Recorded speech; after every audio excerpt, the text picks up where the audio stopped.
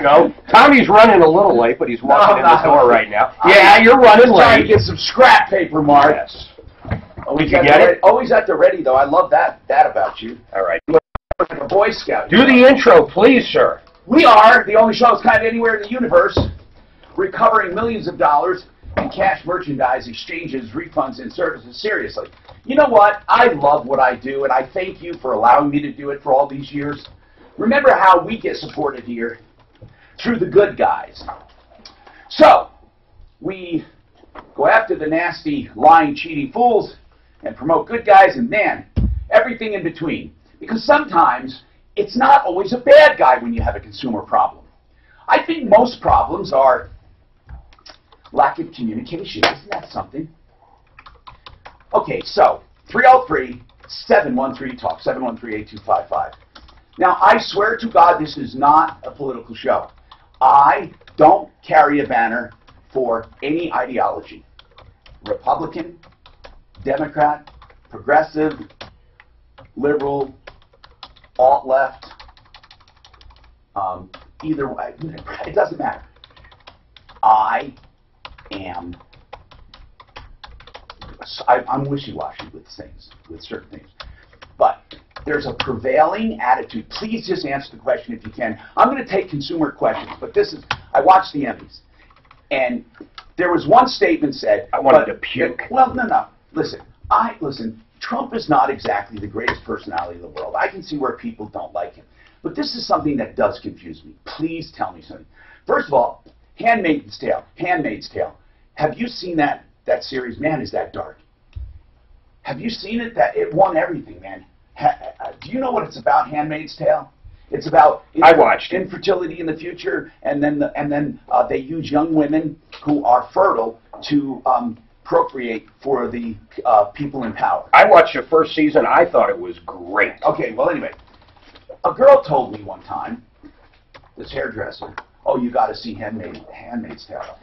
And she says, it resembles what's going on right now in our country. And I said, really? So I watched it, and I thought, my God, is that what this woman thinks is happening in our country with women losing all their rights? And then last night on the Emmys, this recipient for Atlanta, I forget his name, this black actor, director, great guy. Oh, Glover. His last name was Glover, because I was wondering, is he related to Danny Glover? Anyway, he said something. He said, thank you, President Trump, for making blacks #1 on the oppressed list. So I just, honestly, as I said, this is not a political show, but I'm not a supporter of him. I'm not a supporter of Hillary. Don't say that. But I don't like Trump's ways. But I do not think he is oppressing anyone. I think our government, both sides, Democrat and Republican, they go out of their way, I think, to be diverse. Am I wrong? Am I blind? Because I don't see oppression in this country. I don't see it. I don't see oppression. I mean, I have a lot of diverse listeners. I do. I have a lot of black listeners. I know I do because I run across them, and I also have given talks at community centers and black communities where the audience was predominantly black. So I'm asking, is that true? Am I not seeing something? Is something going on? There's a prevailing attitude that blacks right now are being oppressed. I mean that. Am I missing something? Now, it's bad to ask you because you're such a pro-Trump. You have no idea what I'm going to say. What? Okay, well, first of all, the answer is somewhat yes, and this might be surprising. Why? Well, because I'll tell you what, through the slavery times, and then even up till the 40s, 50s, and 60s, they were oppressed. Of course! So they have not come as far as a white guy like me, born in 1972. A black guy born in 1972, my age, has not had the same abilities, or I don't even want to say ability or capability. They have been oppressed. There is truth to that. I know that. I'm not talking about that. I'm talking about more. Like he said, for making blacks the #1. Yeah, but how do you take a group of people that are in Detroit right now because of what happened in the past, and because they didn't have parents with money, or because they didn't even have the same shot? There is still an oppression there. But is Trump doing it? No, God, no. Well, that's what I meant. How did the country change since that election? It hasn't. You know that, and I know that. In fact, it hasn't at all. So, you know, we had the Women's March saying women's rights are being trampled, and we have a black guy on stage for the Emmys saying we are now once again the #1 oppressed people. And that's all. Yeah, but that's all crap. You know, just crap. But Mark, the idea of them being behind in society, everyone knows that. That's why we have affirmative action. Well, that's where you come with reparations too, which I don't agree with, but at the same time, I don't know the answer. No.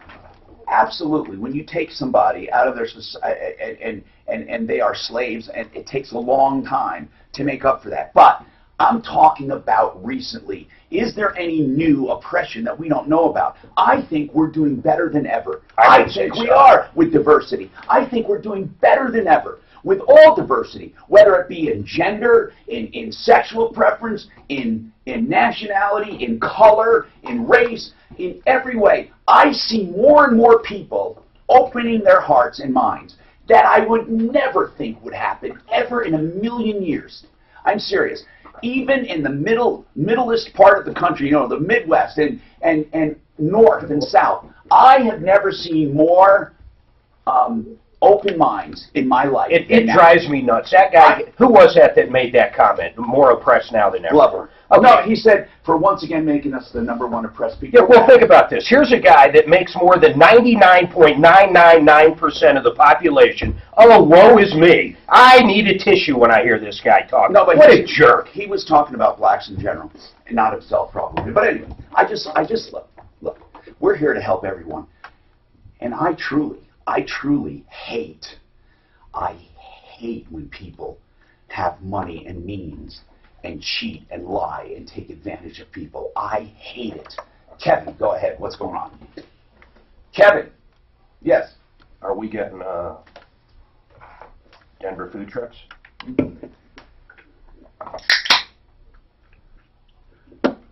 No. Really?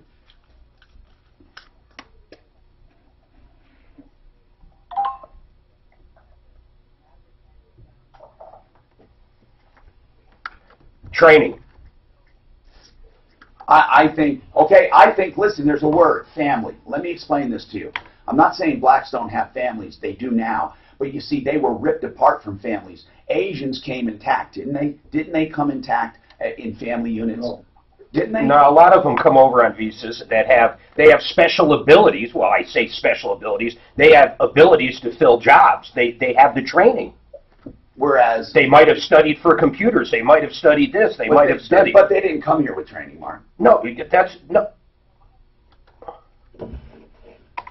I've heard that argument. Work ethic? No, I've heard that argument before. You know, why can't you do it if the Asians did it? I've heard that argument. But if they didn't exactly come on a level playing field. I mean, really, I think we were more open to Asians. I do. I think we gave them more opportunities. They built the railroad. They brought the train.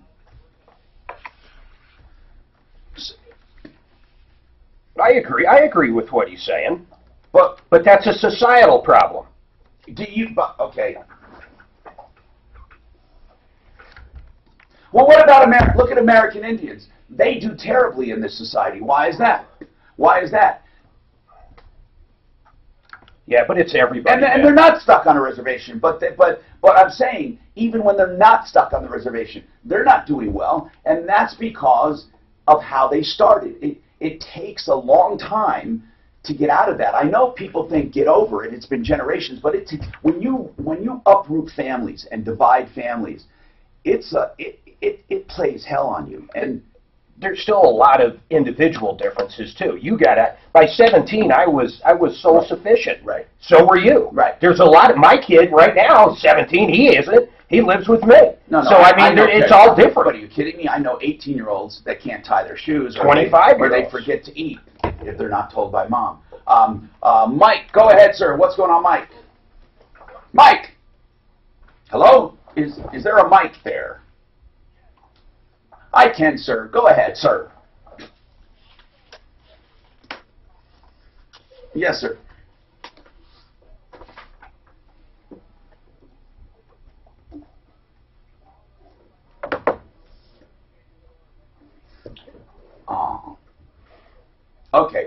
the Troubleshooter show, the Troubleshooter network, is not brokered in the sense that you're thinking of brokering. I do not buy airtime, okay? On weekends, a lot of radio stations, I don't know, oh, some do it during the week. A lot of the Christian stations do it, and some of the smaller stations will broker airtime all week. But like KHOW and I think some other stations, KOA on the weekends, they will kind of like Bell and Pollock. They will sell, yes. They buy time and then produce programming within that time, and that's called brokered. That's called brokered. Then you have people who work for the station, like Ross Kaminsky. He's an employee. He comes in and he does a show for the station and works for the station and then makes a salary, and he also, you know, whatever endorsement fees he might have.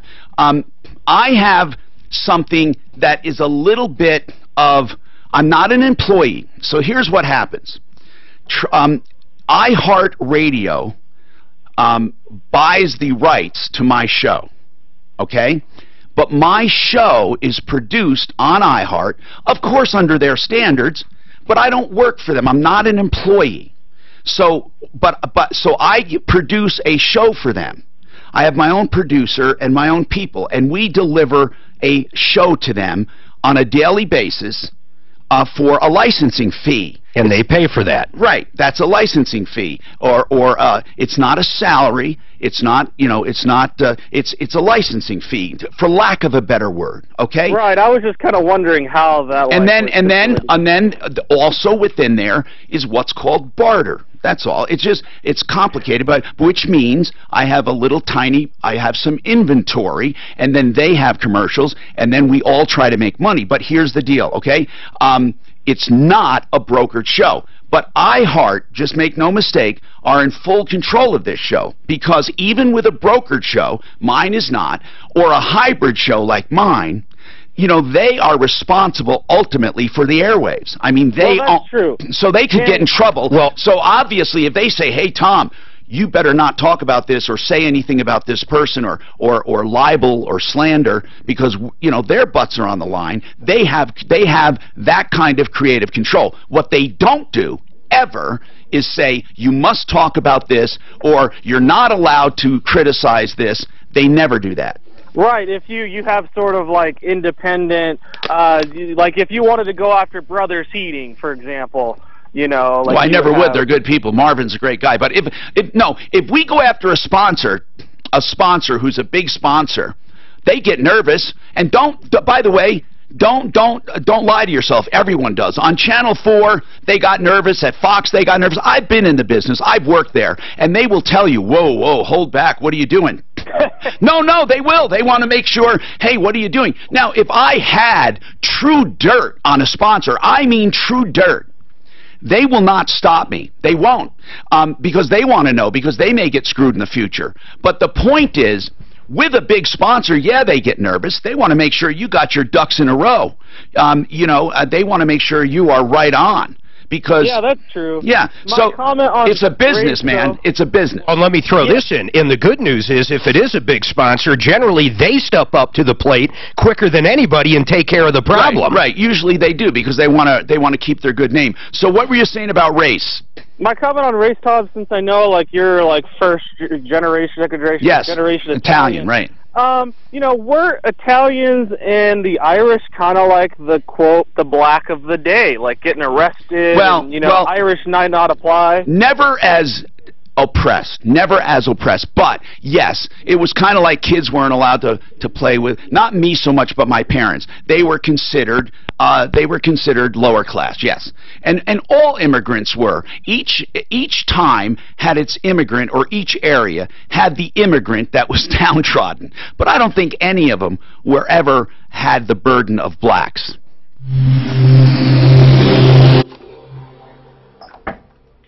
They brought the Chinese over to basically work as slaves to build the railroad. Yeah, but you know what?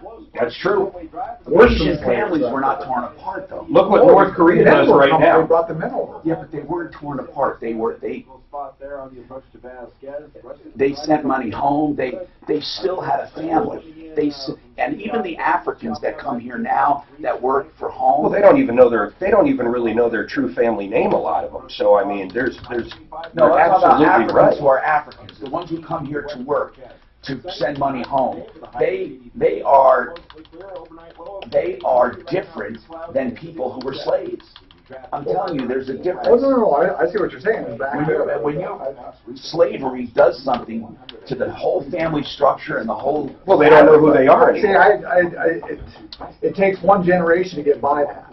No, it doesn't. Yes, it does. One generation. Yes. In fact, the generation of So blacks... Listen to me. How much time do I have? Before the 50s, blacks was much better. After welfare came in, that's an economic argument. It's not economic. It's a family affair. If it's been years since you filed, these guys are... Mark will be here in a minute. Rudy? Oh, so I called Andrew. He says, I'm not coming on. I'm scared of Rudy. So I didn't know if you still wanted him on. Okay, I thought I said that. Rudy's coming on. Andrew doesn't get scared for his things. So call... About your wages, do I call Chris? Or losing your where is Chris? Will get between you and the IRS. They'll save you thousands and thousands of dollars. I trust Ron and Jack Larson and their team of experts, and you can too. 844-LARSON-TAX, or check them out at LarsonTaxRelief.com. That's 844-LARSON-TAX. 844-LARSON-TAX. Larson Tax Relief is the only tax relief and audit organization I endorse on my referral list at referralist.com. I'm excited. I'm getting a total knee replacement. Well, some might consider this... welfare was what tore the family apart because we no longer needed a dad to stay there. So mom could basically be self-sufficient on her own because the government paid her. You're not alone, but the key to getting relief from knee arthritis is break finding up the from correct treatment sooner rather than later. The Osteo Relief Institute is on the forefront of medically proven solutions that are allowing thousands to cancel or delay the knee replacement surgery they were told they needed. Merging high-tech medicine using laser-guided video imaging with an all-natural FDA-approved joint cushioning therapy, the Osteo Relief method can put the spring back in your step. Thousands have said goodbye to their knee arthritis pain at the Osteo Relief Institute, so call Osteo Relief at 800-578-KNEE to see if you can be pain-free. Call 800-578-KNEE to schedule your risk-free knee pain screening. 800-578-KNEE or 5633. Call now. I'm Tom Martino for Ideal Home Loans. They have the rate guarantee. If rates go down, they will refinance you free of charge. 303-867-7000. Check out their pre-approval. It's like a cash offer. Already approved. Not pre-qualified. Approved. All you need is the appraisal. 303-867-7000. 867-7000. Equal Opportunity Lender, regulated by DORA, NMLS 136756. For terms and conditions, call 844-45-IDEAL. If you're familiar with cloud computing, you probably know that Amazon Web Services offers a complete set of secure compute, storage, application, and deployment services that help companies launch and scale their IT infrastructures while lowering costs. But did you know that you are still responsible for protecting your own AWS-based assets, meaning your applications and data, from advanced cyber threats? Protect your AWS with Barracuda Network's Advanced Firewall Solutions. Visit AWS Marketplace or Barracuda.com. It is almost the creed AWS to of Hollywood. You have to be liberal. I swear to God. You have to be. And it's not just look at what they do to people who come out conservative. If there's a serious problem, Hotline will present you with honest options to fix it. It's honest to God, a blacklist. Division. Eliminate the middleman. Go direct and say it. And you know what's kind of funny is they say most of the high-powered Hollywood Jews, right? And no, they say it's run by Jews. Right. Jews are liberal. Why are they so liberal? You look at the past administration, they were anti-Jews. I don't know if they were anti-Israel. Yeah. Okay, anti-Israel is what you have the same kind of thing. They were kind of anti-Israel. Well, I don't know. Their actions sure looked that way, didn't they?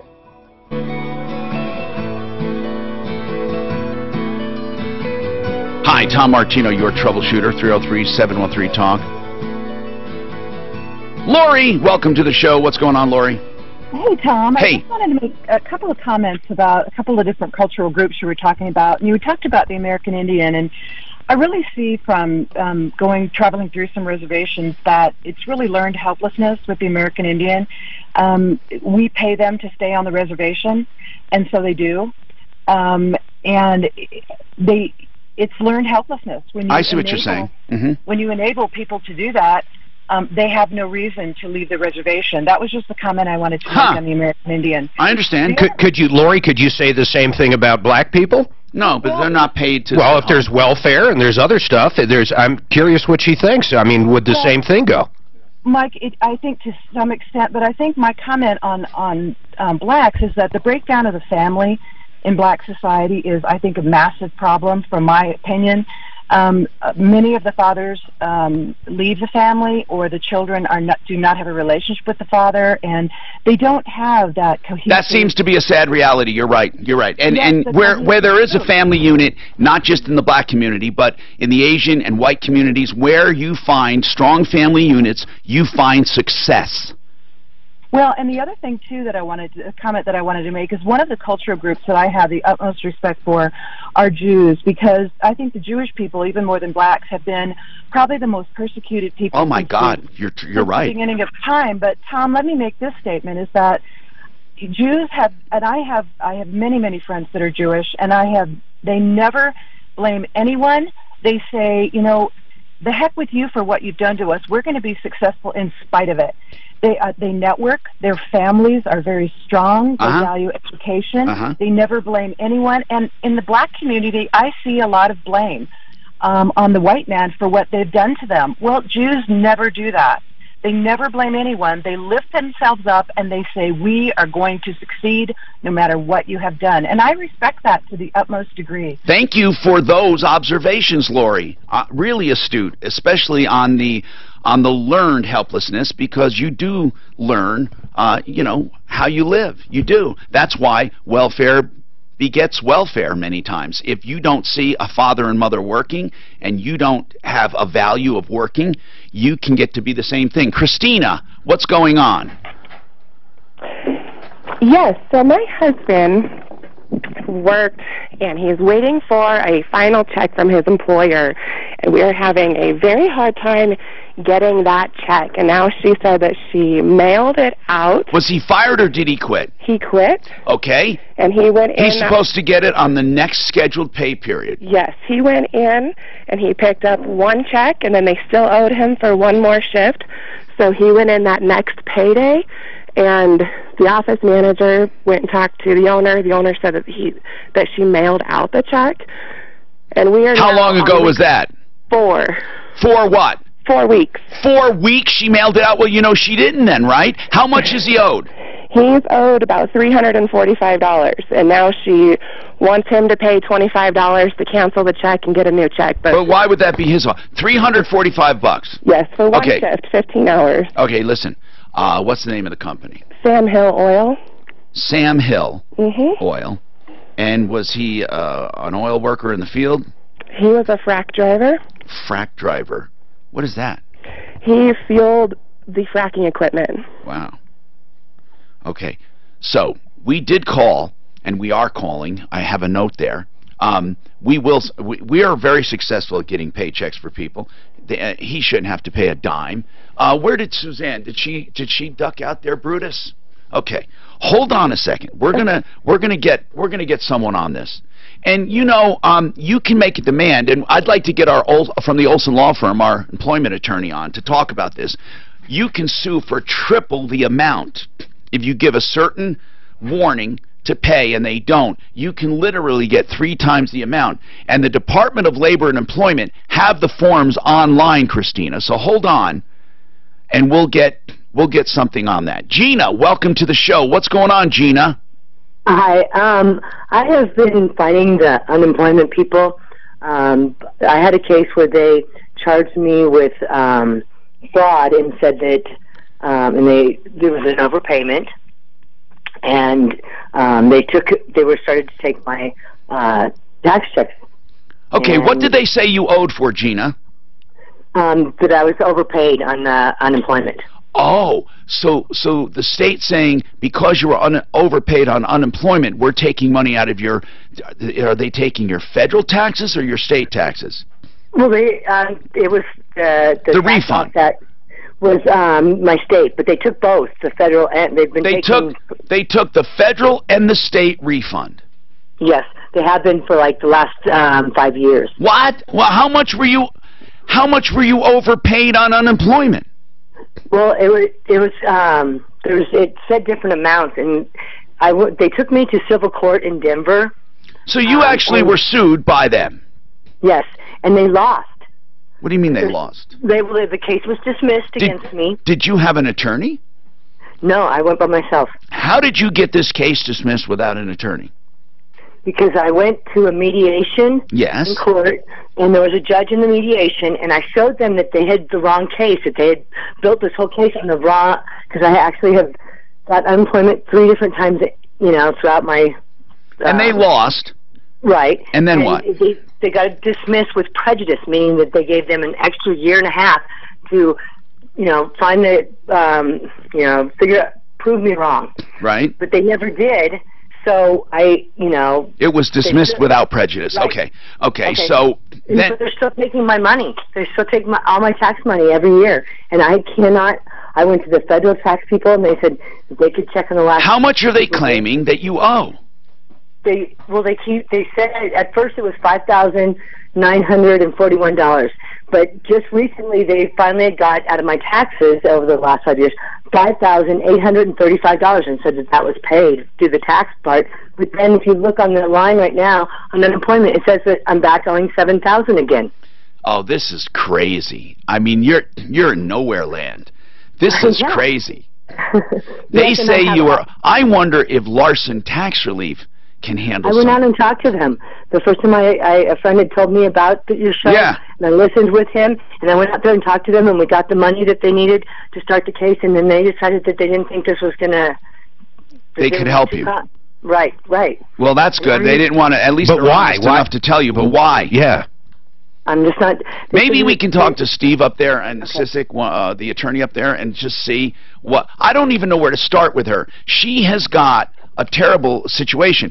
How long ago did this unemployment claim happen? It happened about 4 years ago. Okay, so 4 years ago they said you were overpaid? Yes. And I went, it started off like that. I was getting unemployment, and they said, they send you that piece of paper. And, I know.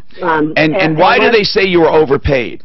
Because Aramark sent them my wrong pay. They put me down as under, Well, is that, than I did. Is it true? Were you being paid?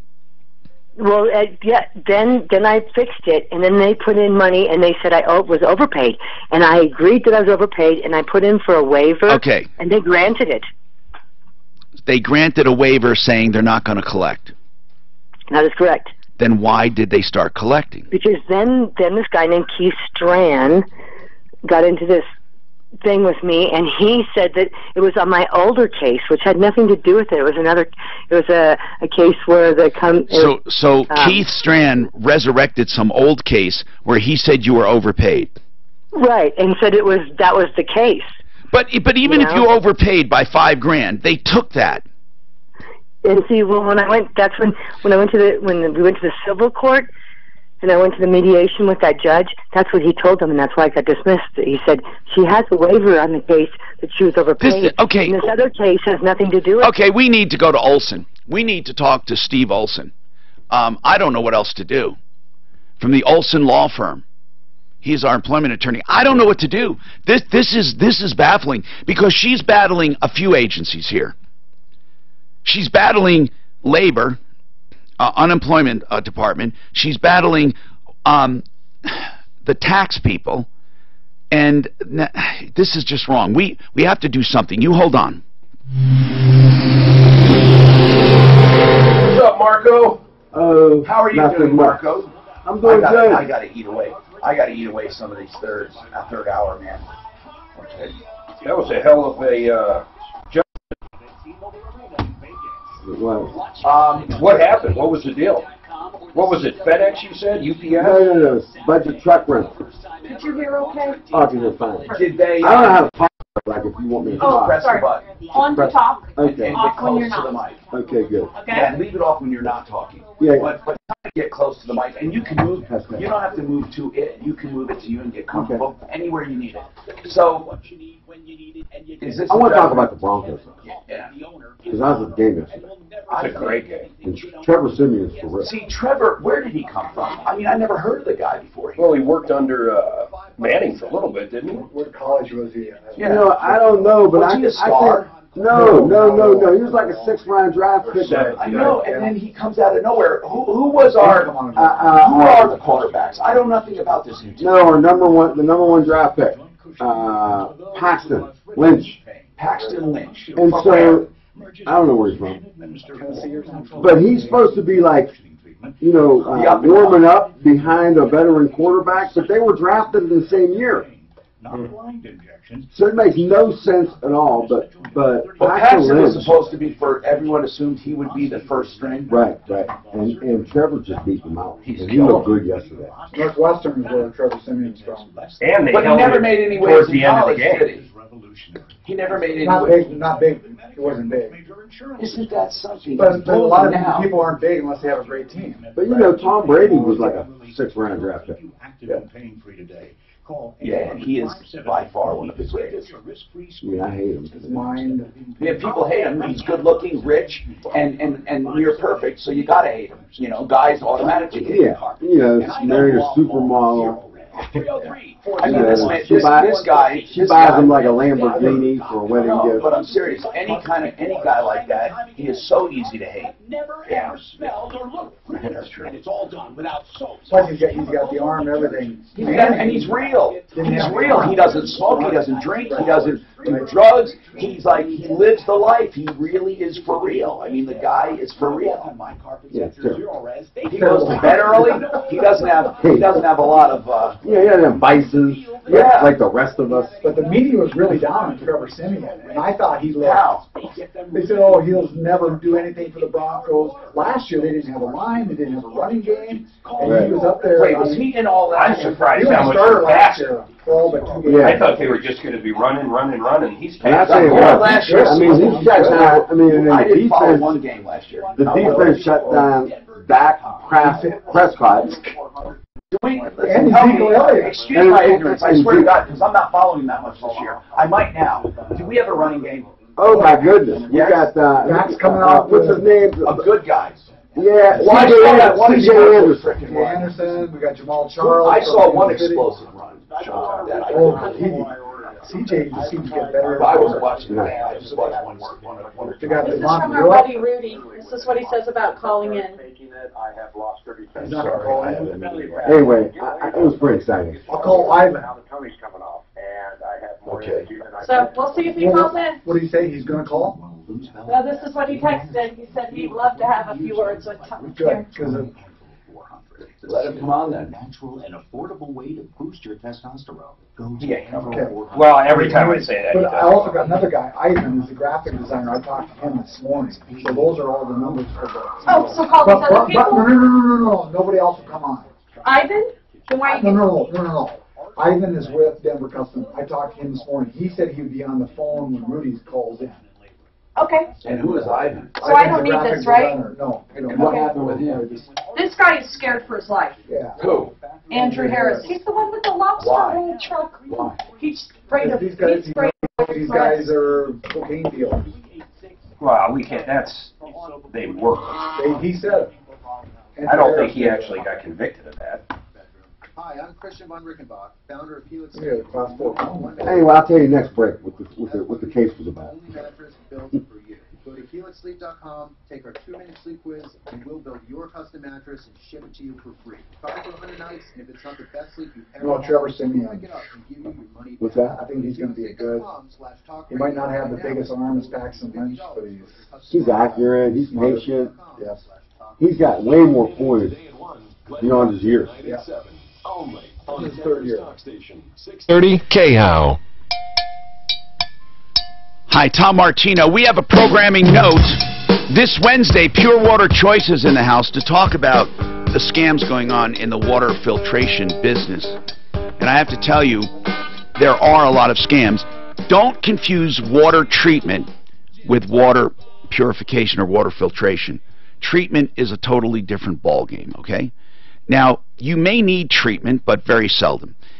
Filtration almost always. To take out the gases, you need carbon. And to take out sediment, you need a media filter. He is the only one I know that does both in a combination way and explains it to you. And I say he, Al, a master plumber at purewaterchoices.com. You can call for a free evaluation. He'll tell you what you need and where you need it. If you want the whole house, fine. If you want point of use for drinking, he can do that too. And he takes all the mystery out of it. There's really only two kinds of filters, either a sediment filter or a gas filter. And you can ask him any questions you want. 720-219-7818, and he'll be here Wednesday. But you can call him directly for a free evaluation. 720-219-7818. Mark, our experiment on Screaming Deals, is it still going? We've got some still going. I've got to do some back-end work on the site. But, yeah, people can log on and buy them right now. Absolutely. But those deals are done today. Okay. Those Screaming Deals were extraordinary. We put them up there at referrallistdeals.com, or if you go to Troubleshooter.com and hit Screaming Deals, there's a banner there. We're doing this as an experiment. This was our beta test. And a lot of people took advantage of it. So it's really good. What we're doing is we're putting extraordinary values up there. It has to be half off or more. I mean, like 80% off. If it's not extraordinary, we don't put it up there at all. Like these sinks we were selling, these pedestal sinks. They're still up. $29, man. Unbelievable. Okay, let's keep going. We need to call Steve Olson. Are we making any progress? I've got messages out to him. Now, then we can free up Gina and get her back or get her on when we can get him. This is a terrible problem. I also want to introduce a guest we have today. And Marco has been on the referral list for many years. Marco Bendinelli, he with the Bendinelli Law Firm. Marco has the most incredible phone number. 1-800-ATTORNEY. Now, of anyone in the entire country, because that's like for anyone in the entire country, it's not 303. I mean, it's 1-800-ATTORNEY. He could retire on that number. Marco, have you been offered money for that number? Not enough. But you have been offered, I bet you, a lot. I've been offered. I've received some offers. You had to have. I mean, 1-800-ATTORNEY? Wow. I once heard that the guy that had what was it, the one something .com, pornography.com or something, or he was like, it got rich off of just getting those URLs. So Marco, what is your emphasis? What is your emphasis in law? We do civil litigation, and that is primarily focused on personal injury cases. Anything, any little groove in personal injury? We do a lot of insurance bad faith. Insurance companies continue to do the wrong thing with regularity. They keep us in business. And we do, wrongful death, trucking cases. Do you do medical malpractice? We do limited medical malpractice. Yeah, limited. It's difficult, isn't it? Isn't it one of the most difficult? They're very time-consuming and expensive cases. And the defense always hires doctors from all across the country, and so you have to, go take their deposition, and they'll be, I believe we were in Charleston, South Carolina recently for a deposition with a cardiologist, and then we had to go to Los Angeles on the same case, and so the insurance, they're very expensive. And they just put up a bunch of barriers, and they hire these expensive experts to basically say that the doctor didn't do anything wrong. Or that you didn't have much to live for anyway. Seriously. Well, yes, but I don't, when they take that tact, I kind of use that against them. Yeah. Because really they're just devaluing people. Yeah, they are. And, well, insurance companies like doing that, actually. Okay, listen, man. We have a lot to talk about. Marco, you can talk about anything you want. We have people in from the referral list every day, or almost every day. Marco's been with us many years. Marco, how many years, really? I don't know, probably a decade. At least. No, at least. I'm thinking more than that, because I can think back a decade for sure. Anyway. He just got a huge judgment, too. Can we talk about it? Yeah, we can talk about that. Well, how much was it? It was about $3 million. And what was it for? Our client rented a truck from Budget, and you know when you pull those ramps out that you walk up into the truck, that ramp when he was pulling it out, it just came completely out of the slot, and it put so much weight on his right arm. Oh, when he was pulling it out while at the high end, he wasn't pulling it from the bottom. That's correct. Okay, so it didn't just flop to the ground. Right. In fact, the nose of the truck was facing downhill. Okay. So when it fell below grade. Right. You know, which increased the forces on him. So it pulled his arm out of socket or something? You know what? The guy was so strong that that's what you'd expect, right? Separated shoulder what did it do? Rotator cuff, something like that. It stretched the nerves in his cervical spine into his right upper arm. Oh. It's called a brachial plexus injury. And they're pretty rare. And then that developed into thoracic outlet syndrome, which is a terrible affliction. Obviously they found for $3 million it must be a devastating injury. But what I want to know is, how are they at fault for that? That it fell out? Is it supposed to have a hook at the end so it doesn't fall out? Yeah, on the back of the truck it says pull it out until it stops. Oh, it does say that. Oh yeah, there's a catch, and then you got to lift the ramp up onto the bed. You know, so to make it level when you're walking into there. Yeah. So you're supposed to pull it out until it catches. And not only that, not only was there that instruction, but they tout themselves as always doing like a 10-point inspection. Okay. And the ramp, you know, operation of the ramp is 1 out of 10 points. Okay. Now, do we have the attorney? You said, what's this, only 10 minutes? He's going to be available in about 10 minutes, Tom. For this case, okay. You just heard from Marco Bendinelli. We're going to have another attorney on, Steve Olson with the Olson Law Firm, to talk about this employment case. And then Christina, we're going to talk to you. She can't get her last check. I think we need to just call that company. You did already? No, I didn't hear that call. Yeah, that was the first one there. It says calling for husband. She's calling for the husband. So let's get that company. And then we have an 800 number that's calling somebody. Can you believe this? 30 times a week. All of that coming right up. We got a mic on. Is your mic on? Got it. Just babysit that. There's not and in between long pauses. When, you know, a lot of these dealerships and automotive places always say, hey, 28-point inspection. Could that work the same way? So you bring your... You're supposed to, you know, that's how they make money. I mean, that's how they get business. You know, people rely on that. And so, I mean, I'm not sure this guy relied on that, but...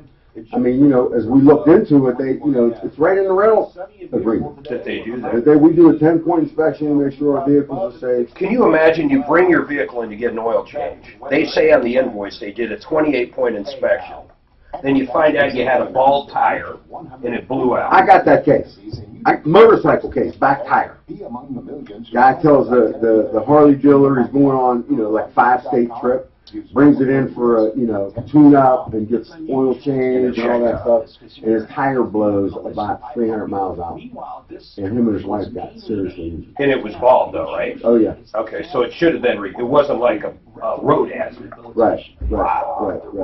You know, what they did in this case, though... Just so you know, we're on during the breaks. So you might not want to say names. And for what they do, if you call the Raleigh online. Yeah, just online. Oh, okay. Yeah. Whether it's alcoholism, but they lied. They did a cover-up. Painkillers are the biggest. They fixed the ramp. Sedatives in a week. Marijuana. Oh, after. Yeah. Put it back in service. Then when I sent a letter of representation, they said, you can come and inspect the truck. It hasn't been repaired or rented since the incident. And we caught it. I mean, it was unbelievable. You think, like, corporate America, this wouldn't happen. What kind of expenses would be in a trial like that? Oh, I have about $76,000. Well, shit, that ain't bad. That's a hell of a fucking return. Why? Yeah, but I had to go to Virginia. I had to go to their home office. I mean, we found the documents. We found the invoice where they repaired the ramp. I mean, they were just, it was unbelievable. It was kind of shocking. They were truly, like, hiding it. It was a cover-up. That's amazing. It was pretty unbelievable. You know what saved the day? They said this ramp can't come out.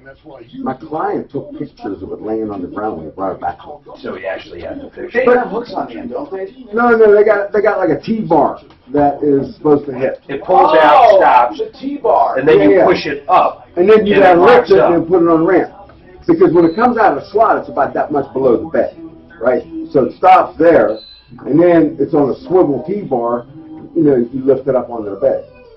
The T-bar comes up out of the slot, you mean? And Yeah. Well, the T-bar stops it, right, and it swivels, so you can then lift the ramp up to be level with the truck bed. Then it's got hooks on the truck bed. Oh, that's what. But when it comes out, the hooks are there, but you're still about 6-8 inches below the bed. But they lied. It was unbelievable. I'm telling you, it was shocking. What do they How far up did the lies go? Why didn't it stop? I mean, they obviously have it. It wasn't there. I mean, it wasn't even underground after it came out. It just wasn't there. Like the well broke at some point. You mean the T-bar was? Yeah. So the guy's yanking this big heavy thing out and it just keeps going. Well, he was pulling it. And he ends up on his ass. Listen. Big, strong guy, 29 years old. He ends up getting, because his brachial plexus blows up, right? They got to cut out his rib, his top rib. Jesus. Like they like with bolt cutters almost, and then they cut out his scalene muscles in his neck just to create, room in there because you got this. That's sad. It was really, really bad. I mean, the guy's like a one-armed guy. What did he do for a He was a mover. That makes it even easier, It doesn't was it? Christian Brothers. I don't know if I should say that, but it was Christian Brothers Moving. He worked for them. Well, did you max out his work comp too? Yeah. Maxed out the work comp. But you know what? Then they tried to start sending them to the hatchet guys. When work comp decides your case is over, it's over. Well, so you found the third party. No. They send you to these doctors who say medical improvement. I know. And the guys they send it to, they're hatchet guys. I did a sting on one of them one time. He didn't even look at me. Oh yeah. And he said that the accident improved. Did it come into you first purely as a workman's comp? No, not comp. A guy handles all comp was doing. Didn't want the third party case. Then you took the third party. Oh my God.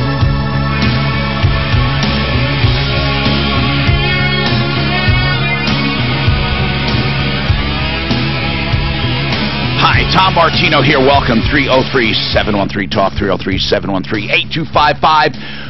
And, of course, 303 Martino works 24/7. I urge you to go to Troubleshooter.com for information, and then that'll link you to Referralist.com, and then ReferralistDeals.com. We have so much going on. SleazeBrigade.com for the bad guys, and I have to update that, too, man. We have so much. Hey, I heard Rudy was going to call in, but I guess he doesn't. No, Rudy's a liar and a scumbag, and in my opinion, a thief, and in my opinion, he is a shyster, and I'm basing that on actual stuff that happened.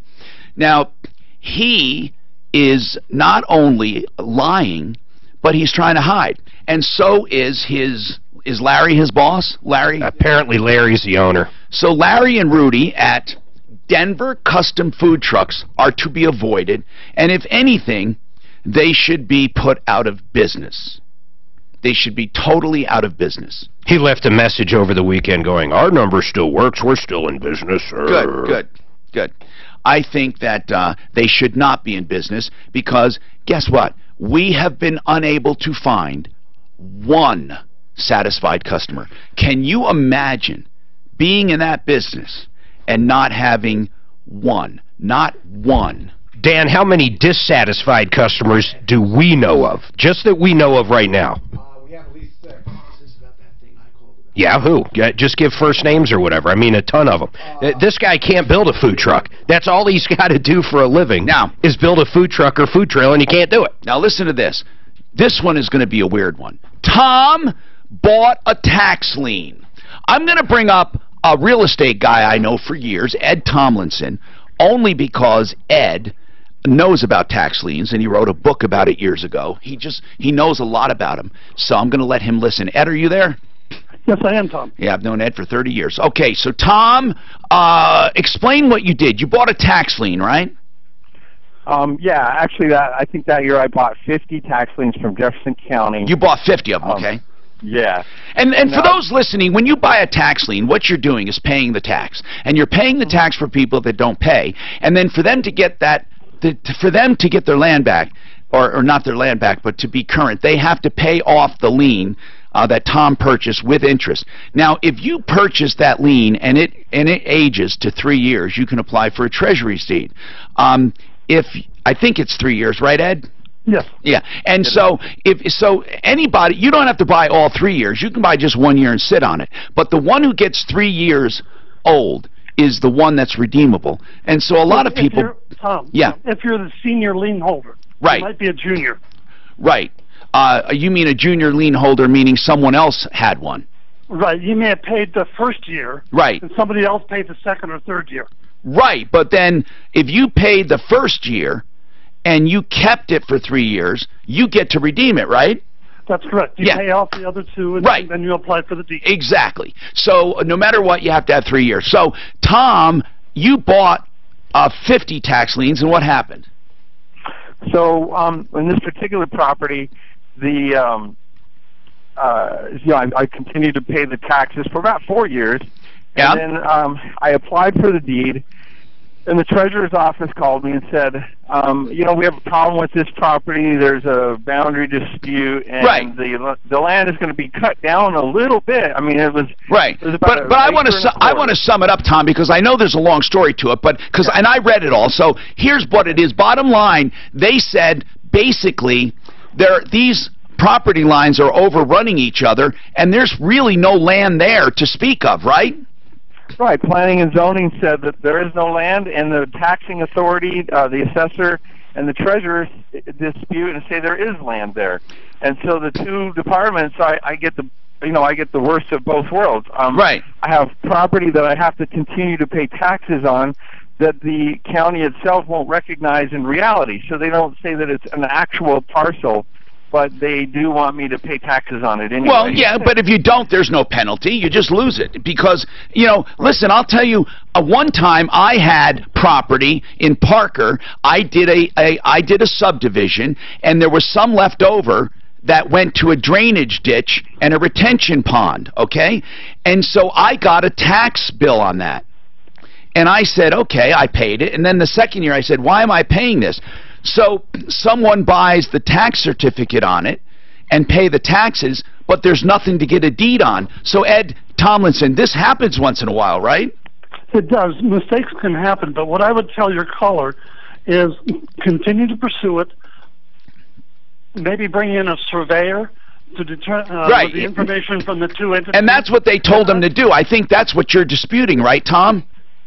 Right. The planning and zoning said, it doesn't exist at all, and now they're saying, well, okay, why don't you get a surveyor? And I had a surveyor actually take a look at it on a map, and he said, we would have to get in there with a survey, but he said, Tom, it's negligible, the amount. I mean, it may be square feet, right? But we won't even know until we But Tom, I want to make very clear, it's your responsibility to do that survey, not the county. And well, I don't necessarily agree, but they don't guarantee anything, Ed. No, right. They don't. But here's what I want him to do. Okay. And that is, he may end up with what we call a strip.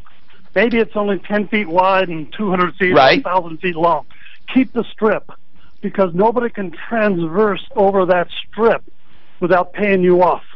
So if they want to develop the land, or if the driveway wants to go over it, in any of that, that's what I would do. Also, if it's proven that he has actually no value, no land, then the county needs to reimburse him for the taxes that he paid. Oh, can they do that?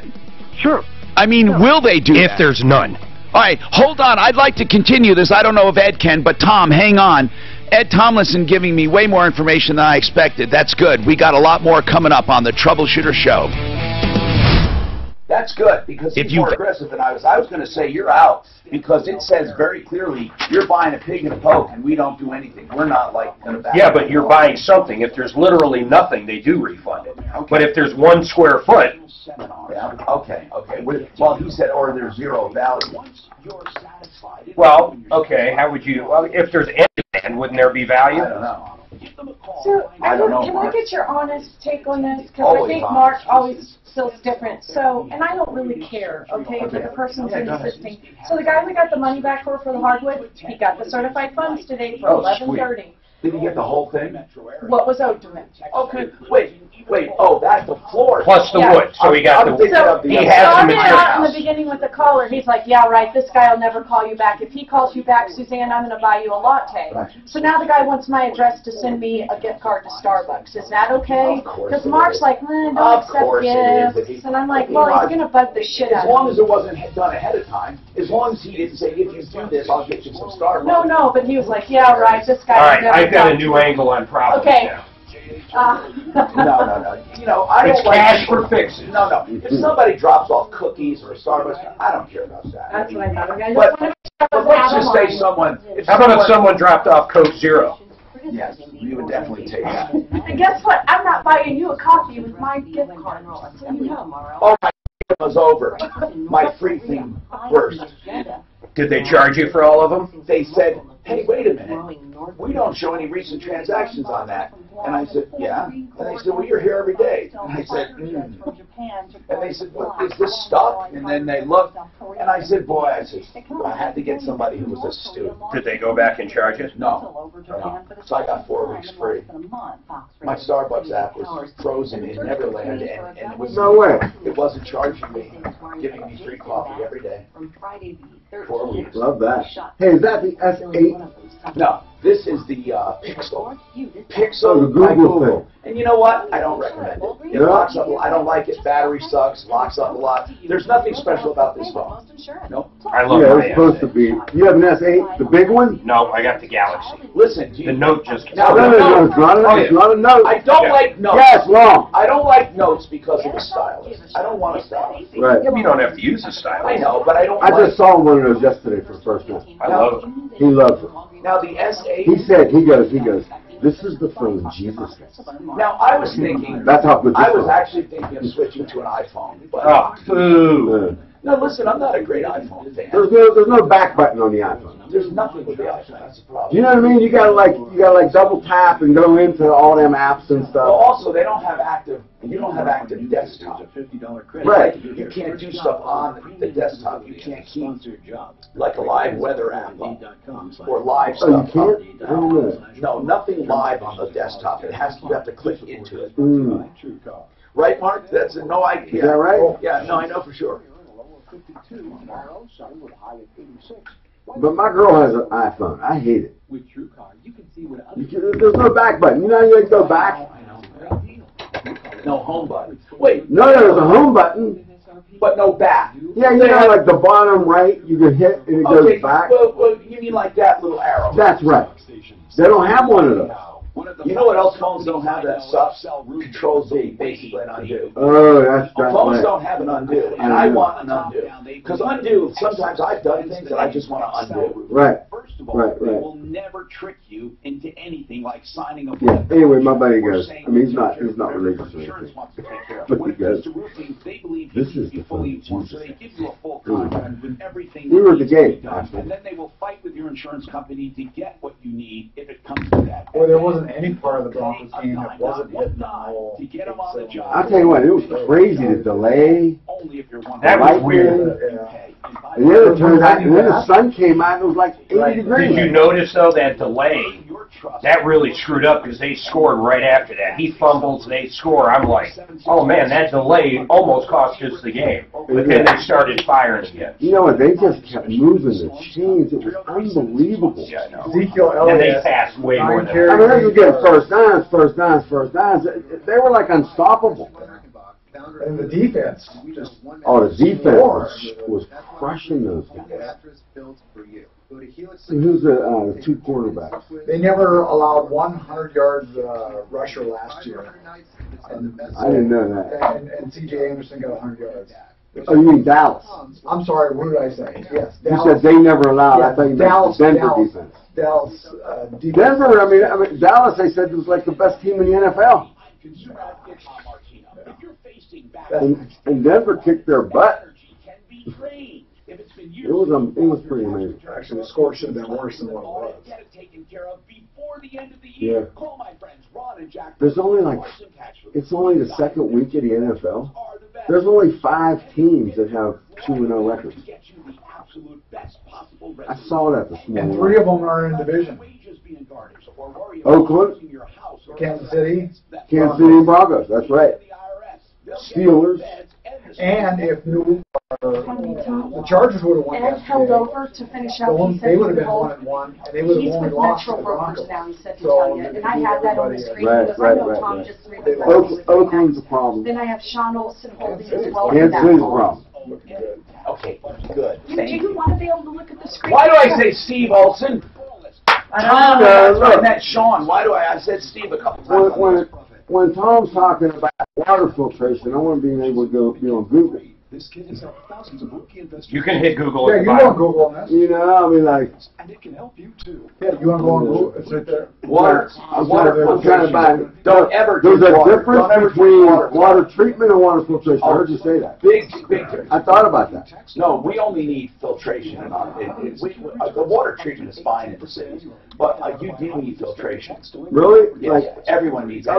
I live north in Westminster. But even with Denver has good water. You know, and so you like all the silt. It could be a little shady up no, there. all the silt goes to the south of the city. See, it goes flows down. Denver has some of the best water in the country. Is that right? Well, you know, that makes sense. Well, as far as city water. Yeah. A national government auction list of properties for sale, all free just for attending. Call 800. Yeah, I bought a rental house one time. Had a huge filtration system in it, and like down in the basement. that was a treatment system. Or treatment. I cut it out. Looks like Puerto Rico's getting hit again with another hurricane. No, the Troubleshooter. Help me if you can, I'm feeling I'm Tom Martino, your consumer advocate. We are here to help you solve problems, answer questions, take complaints. We want to make your life a little easier. And 303-713-TALK. This hour brought to you by Ideal Home Loans. For your next ideal home loan, and I say that because they always make sure they put you in a better situation than you were in before you walked in. Meaning, they won't just refinance you for the sake of refinancing you. It's really important that you know that. So they have credit optimization, which means if you're approved, they'll still help you get better pricing with higher scores by tweaking your credit. You can do that quickly. They do it automatically for you. They also have custom term loans. You don't always have to go to 30 years. You can go to any term you want. I mean anyone. 26, 27, 28, 22, 23. And then they have the rate guarantee. Over the next 2 years, they'll guarantee the rate, or they'll refinance you if it goes down, and they will refinance you free of charge. 303-867-7000, idealhomeloans.com. Let's keep going to make your life easier. Now, Tom bought some tax liens, and he bought them in Jefferson County. Hi, Tom. This is the Troubleshooter Show, by the way, live on YouTube, live on Facebook, live on KHOW Radio, live on KRDO Radio, live on iHeartRadio across the country, and you can download us on iTunes. And so Tom bought these tax liens, and then here's what happened. He goes to look at the land to get a treasury's deed, and they say, well, we can't see that there's land here, and another department says, oh, yeah, there's land, and then they're disputing, and then he gets a survey, and the surveyor's eyeballing it and says, hey, there may not be any land here at all, maybe a few square feet, who knows? Now, the county is very clear on all their tax sales. They send out something that says we specifically do not guarantee anything, we don't promise anything, and we don't, I can actually read it, but it says, this includes but not limited to warranties of title, merchantability, fitness for a particular purpose. They really, really, really disclaim all kinds of stuff. But if you buy something and it's not there, what does that mean? I asked one of my experts. Now, I've known him for years, Ed Tomlinson with Metro Brokers. I met him years ago when he wrote this book, Real Estate for Pennies, and it was about buying tax liens. He became somewhat of an expert at it, and then we've kept in touch over the years. So, Ed Tomlinson, you're telling me that basically, though, it's his responsibility to verify if there's land there, right? He has to bear the expense of the survey, right, Ed? I believe so, but I would pursue the county surveyors saying, hey, county, here's the information we have. Your information's inaccurate. Take it to the county surveyor and see if he or she can take care of that for you. Now, if he can't, the worst case, you get a surveyor, but then what? Let's say, Ed, it turns out to be a strip of land. You're saying you may want to keep it, even if it's kind of useless. Yes, and the reason for it might be along a road, or it might be between any number of circumstances. Yeah, where maybe they might want to put a street, or they might want to put a utility easement, or they may want to put a house. Right. Let's assume the adjoining property doesn't have enough land to build a house, and he needs that strip. So then that strip becomes valuable. So it's a bargaining chip. Yes. But that's a gamble. How much have you paid in taxes, Tom, not for the 50 liens, but for the liens associated with this property? About $7,500. Okay. That's a lot. That's a whole lot. A lot. So it was an acre and a half, behind the hogback. So it was a really nice piece of land. They had outvalued it at $95,000, and now they're telling me literally it's not there, not even there at all. So have him contact me. Ed at edtomlinson.com. Ed at edtomlinson.com. TOMLINSON. What do you think you can do? And listen, Tom might be, Ed might be able to help you, Tom. He's really good at this. So, Ed, are you going to try to pursue, from the surveyor, right? Yeah, I'll listen to the full story and then give him better direction. And now, Tom, the other thing is this. If it turns out to be of no value, let's just say that. Ed, let's say there's nothing there, or very little value. Are you thinking he can get his money back, even though they disclaimed all of that? Yes, I really believe so, that the treasurer has the right to do that. And if the local treasurer won't do it, he can take it to the state and get that turned around. Okay. There's no, if it's an honest error, they're not going to keep the $7,500. Right. How much is a survey for that? That could be, depending on where the monuments are. See, I think without him paying for the survey is going to be the issue. He's got to make that gamble. Ed, that survey, Ed, could be as little as $800 all the way up to $8,000, right? Well, yeah, usually it's 2 to 3, and you might have to wait a couple of months. But it all depends on where the pins are. Right. If there are already pins in the land put there by a different surveyor, the price gets a lot cheaper. All right, so listen, here's what we're going to do. We're going to give out, it's Ed at edtomlinson.com. And then, Tom, give him the phone number off the air, Suzanne. And then, Tom, let us know how this goes. And Ed Tomlinson, we'll follow this up. This sounds really good. Okay, now, let's talk to Gina. Gina called in, and she has a very complicated problem. And we got our employment attorney expert. He is an employment attorney with the Olson Law Firm. He is Sean Olson. Sean, I don't know if you can help, but this is weird. I'm going to try to sum it up. Gina, you were notified one time that you had been overpaid with unemployment, right? Yes. And then they said you had to pay it back. Now, they took you to court, right? That's correct. Why did it go to court? Because they said I committed fraud. Okay. When you went to court, the judge dismissed the case, right? That is correct. And this was with you not even having an attorney. That is correct. And how did you make your case? Well, when we went into the court the first time, she ordered us to mediation. Yeah. And when I went to mediation, I showed them that when this was happening, I had all my checks from my employment as well as the checks from the unemployment going into the same bank account. And I showed them that my record from my bank account showing that some of the payments that they were saying that I received, I did not receive. Okay, so, but then, weren't you told then why did you have to get a waiver if they dismissed the case? That's the part I don't understand. You said you also got a waiver.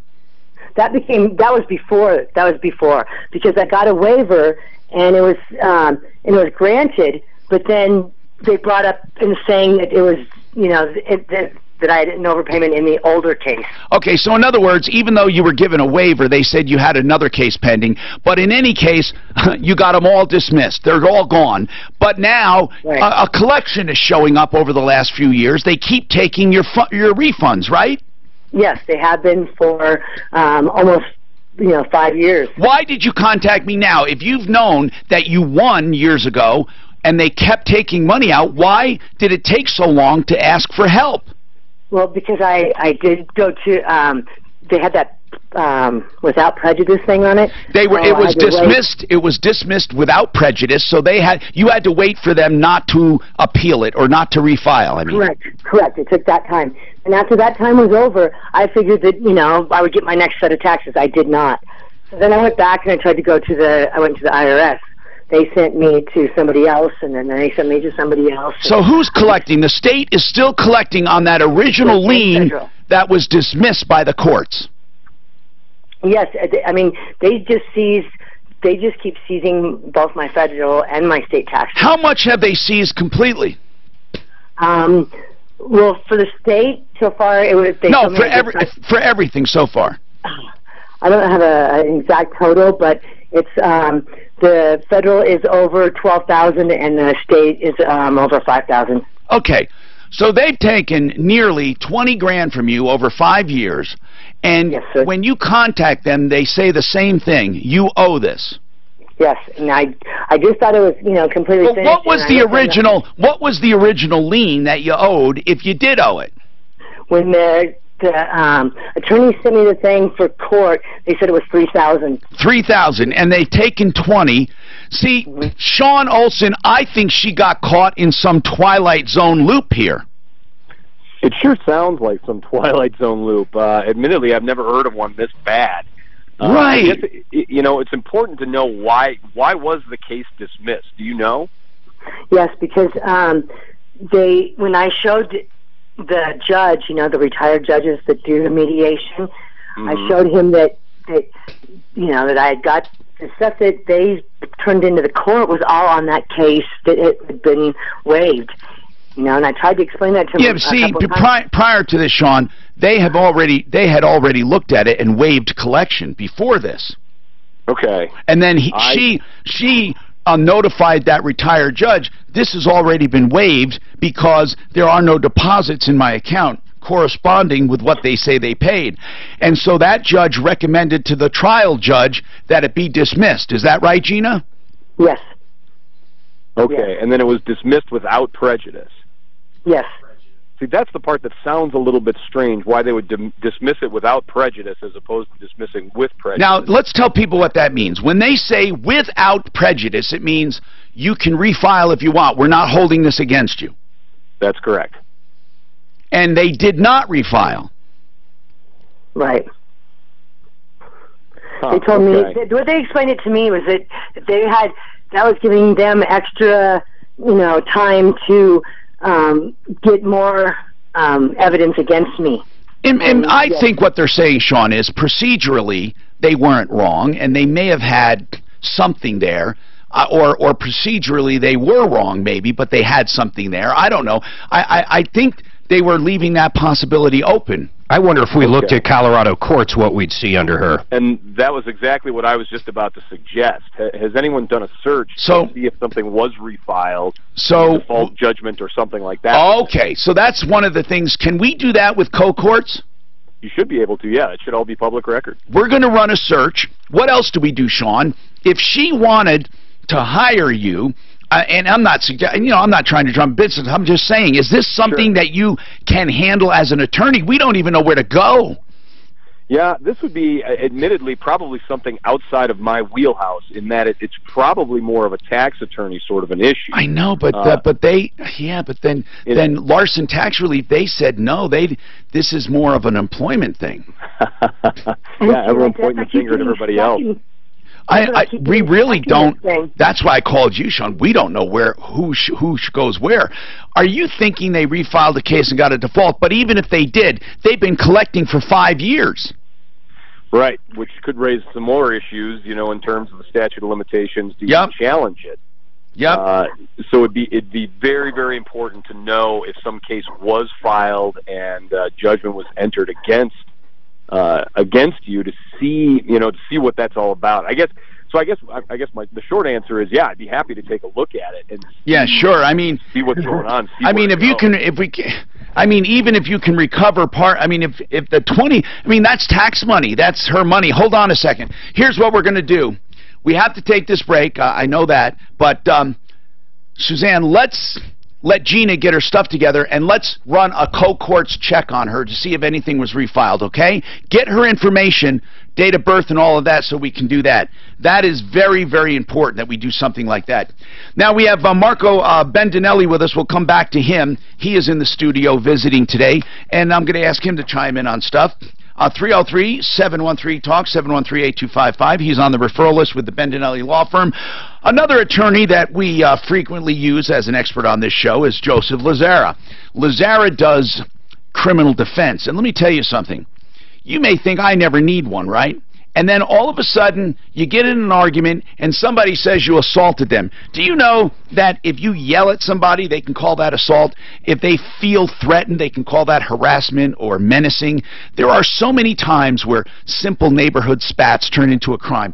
But Joe also gets the calls, of course, from the idiots who go out drinking and they don't know how to calculate, especially after a Broncos game like yesterday. Seriously, his phone rings off the hook. Why? People think, oh, I'm only having a few drinks. It's been a long time. Don't try to calculate. Use a designated driver or use Uber or Lyft, and definitely call Joe if you're in trouble. Not to try to get off. You call Joe to get through the system, whether guilty or innocent. Here's the deal. You can't do it alone. LazzaraLegal.com, 303-429-6200, 303-429-6200. Joe Lazzara on my referral list at referrallist.com.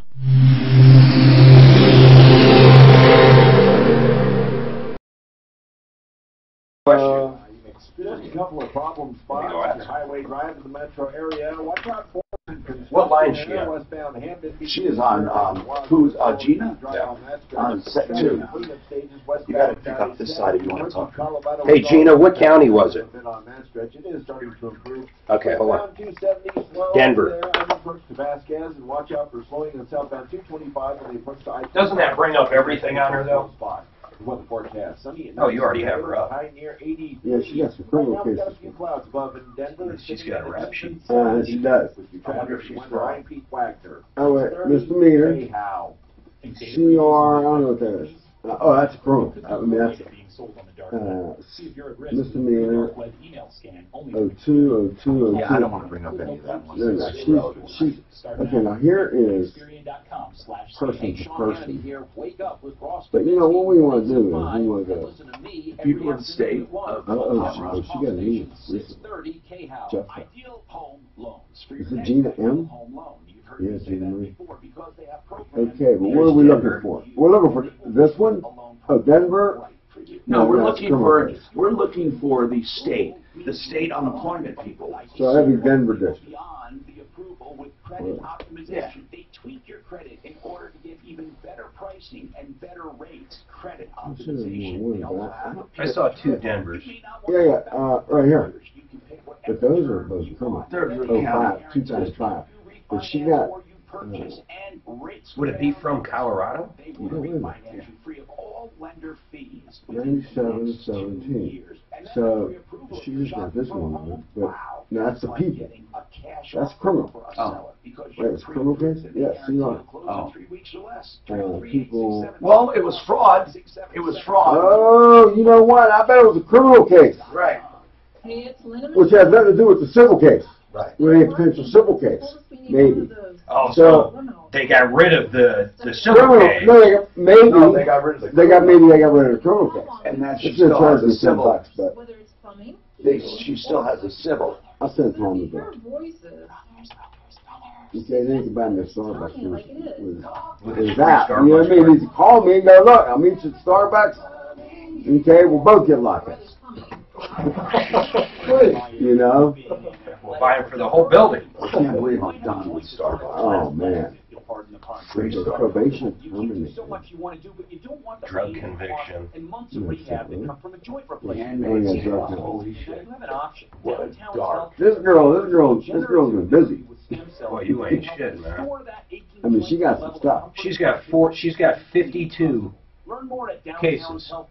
Why is it? Where is it? Downtownshealthcare.com. I'm Ted Koontz from Renewal by Anderson. Yeah. Oh, but it's showing the minute order. Yeah. Those are 52 entries. I got you. Did a lot of research on the internet. Decided that for us, we needed something that was going to last. We wanted to put in ones. And Pre-trial services. So I used to do a little criminal. I got a guy in my office that's criminal stuff. Very Mark Mayberry, he's really good too. conscientious. From the very first communication. Reopen post-judgment? Wait a minute. Organization. Where? My husband and Right there. You know what? That's not giving me anything. I mean, it's like, service. Save 20% on renewal by Anderson. yeah, it's giving me, usually you can click on it and get the document, Yeah, right? Why can't you?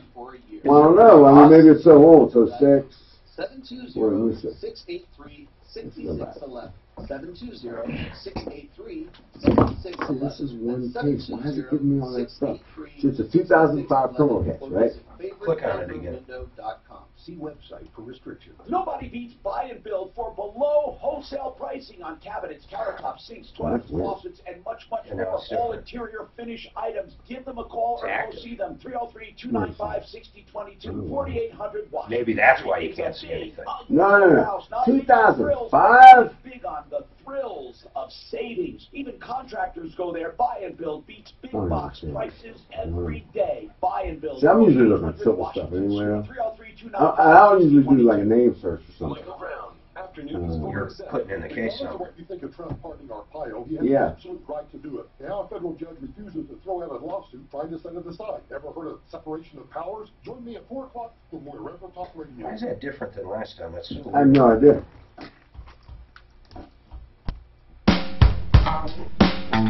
Hi, Tom Martino. Another one of our attorneys on the referral list, personal injury attorney John Fuller, Fuller Law. John is very, very good at communicating with his clients, evaluating cases. Don't be fooled by these words. We accept liability. That's what John says. He says they put you off guard. Then the insurance companies know this will disarm you, and then you will talk to them and think, oh, I don't need an attorney. You see, so many people think they can do it alone. I'm going to tell you something. Unless it's such a minor case, you can't do it alone, even on ones you think are minor, because attorneys will usually end up getting more for you as a result of an accident from insurance companies. But here's what you need to know, okay? I'm not encouraging lawsuits here or there and everywhere. I'm just saying, check. If you've been injured due to the negligence of someone else in an accident, especially motor vehicle with insurance, at least get the opinion of an attorney, and a good attorney will tell you the truth if you need him or not. Fuller Law, John Fuller, 303-597-4500, 597-4500, personalinjuryco.com. Remember those words. We accept liability puts people off guard. A lot of people then say, oh yeah, we can trust him and we can talk to him, nothing to lose. You have everything to lose. They trick you. You know, I wish that wasn't true, by the way. personalinjuryco.com, John Fuller. I wish it wasn't true. By the way, we have Marco Bendinelli with us from the referral list today visiting, and we have on the line, we had Sean Olson taking this employment case. We have so many attorneys that we deal with on a day-to-day basis, the part of the referral list. It's a good thing because there are so many different areas of law. In fact, it was very difficult. It's very difficult sometimes to find attorneys for certain areas. Like, who do you go to? There are just some areas of law that are paving new ground, trailblazing. Marco, have you ever taken a case where you come in and say, you know what? I've never taken that before. Or that kind of case where you have to trailblaze? Or do you feel uncomfortable trailblazing? You know, not really, as long as it's within my area. But, you know, there's always different wrinkles, you know. Like something like this woman saying, like, where would you even begin? Like, it's probably not in your wheelhouse, right? But you are an attorney. There are procedures, but that doesn't mean you know everything. That doesn't mean you can handle everything. People don't know that. I'll bet you get calls on all kinds of stuff. My brother asked me to draft him a will.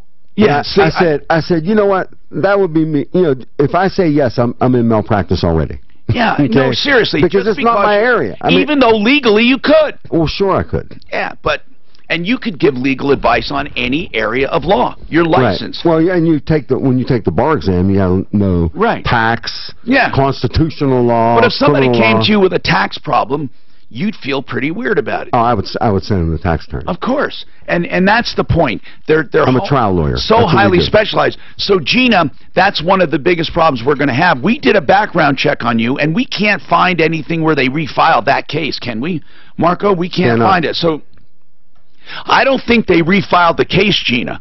But What does that mean exactly? Meaning that when it was dismissed that time without prejudice, right, they didn't refile. Right, correct. Which means you don't really have a judgment against you. I don't know how they're keeping your tax refunds. And this is what Sean Olson will take a look at, okay? And then we'll at least talk to him and let's get at least his first blush to see. Because if he can recover it, maybe he'll do it on contingency. But it's going to be hard, Gina, because it does cost money to get an attorney. So put her in touch with Sean Olson. This is the weirdest case I've come across, though, where people are collecting money and they continue to collect. I'm wondering if it could be this. Marco, I'll ask your opinion. Marco Bentinelli, as an attorney. What if the fraud case was a criminal case and that got dismissed because it doesn't rise to the level of criminal, because you have to have more evidence in a criminal case than in a civil case? Well, you have to. There's two standards of proof: beyond a reasonable doubt, and then preponderance, and beyond the preponderance of the evidence. Right. So civil just needs a preponderance of the evidence. Right. But still, you're not proving anything when you sue somebody. I mean, you know, if, at the end of the process, if it goes to a trier of fact, whether it's a judge or a jury, you have to prove that case by the preponderance of the evidence. I think the point you're making is that there may be a civil case and a sister criminal case, and the criminal case may have been dismissed. Yeah. But that doesn't change or no. But here's what I'm telling you: for a civil case, for a civil collection, an authority does not. They don't need a judgment to go after the IRS. They can just do it. They don't need a judgment. I think they can do that procedurally in-house as a civil matter. I think it's different with state agencies. If you're owed money, like with unemployment, I don't recall unemployment ever getting a judgment to go after somebody's tax return. I think the reason they were going after her with court was for the criminal side. I think the civil side is done through procedural, not through the courts. I think it's done in-house as an in-house thing. They just automatically assume that they're right. There's like administrative procedures. That's exactly right. You know, between the fellow agencies, and they circumvent all of the which really is due process. Now Kathleen has a comment. We talked in the beginning. Are people still oppressed? Are black people more oppressed now because Trump's president? We talked about women being oppressed. The reason I mention it are because of some of the Emmy speeches, and I just asked the question, do you think people are... I don't think people are oppressed today. I mean, but I might be naive. And then Kathleen is reacting to some other woman who called and said that she respects Jews because they don't complain. They just work their asses off, and they get ahead regardless of the oppression they suffered in the past. Do you have a comment on that, Kathleen? Tom, first off, I don't want to blame Donald Trump for anything. I didn't vote for him, but he definitely isn't responsible for any of the status of any people in the United States. Not so soon, no. Right, and I was horrified when I heard the woman say, first off, that we pay the Indians to stay on the reservation. I almost vomited. We took all the land that they were living on, kicked them off, and gave them the worst pieces of land possible, and they have not been paid back in the least bit, in my eyes. She said the Jews don't complain. Well, we also give Israel about $9 million, I think, a day. The United States does. I wouldn't be complaining either.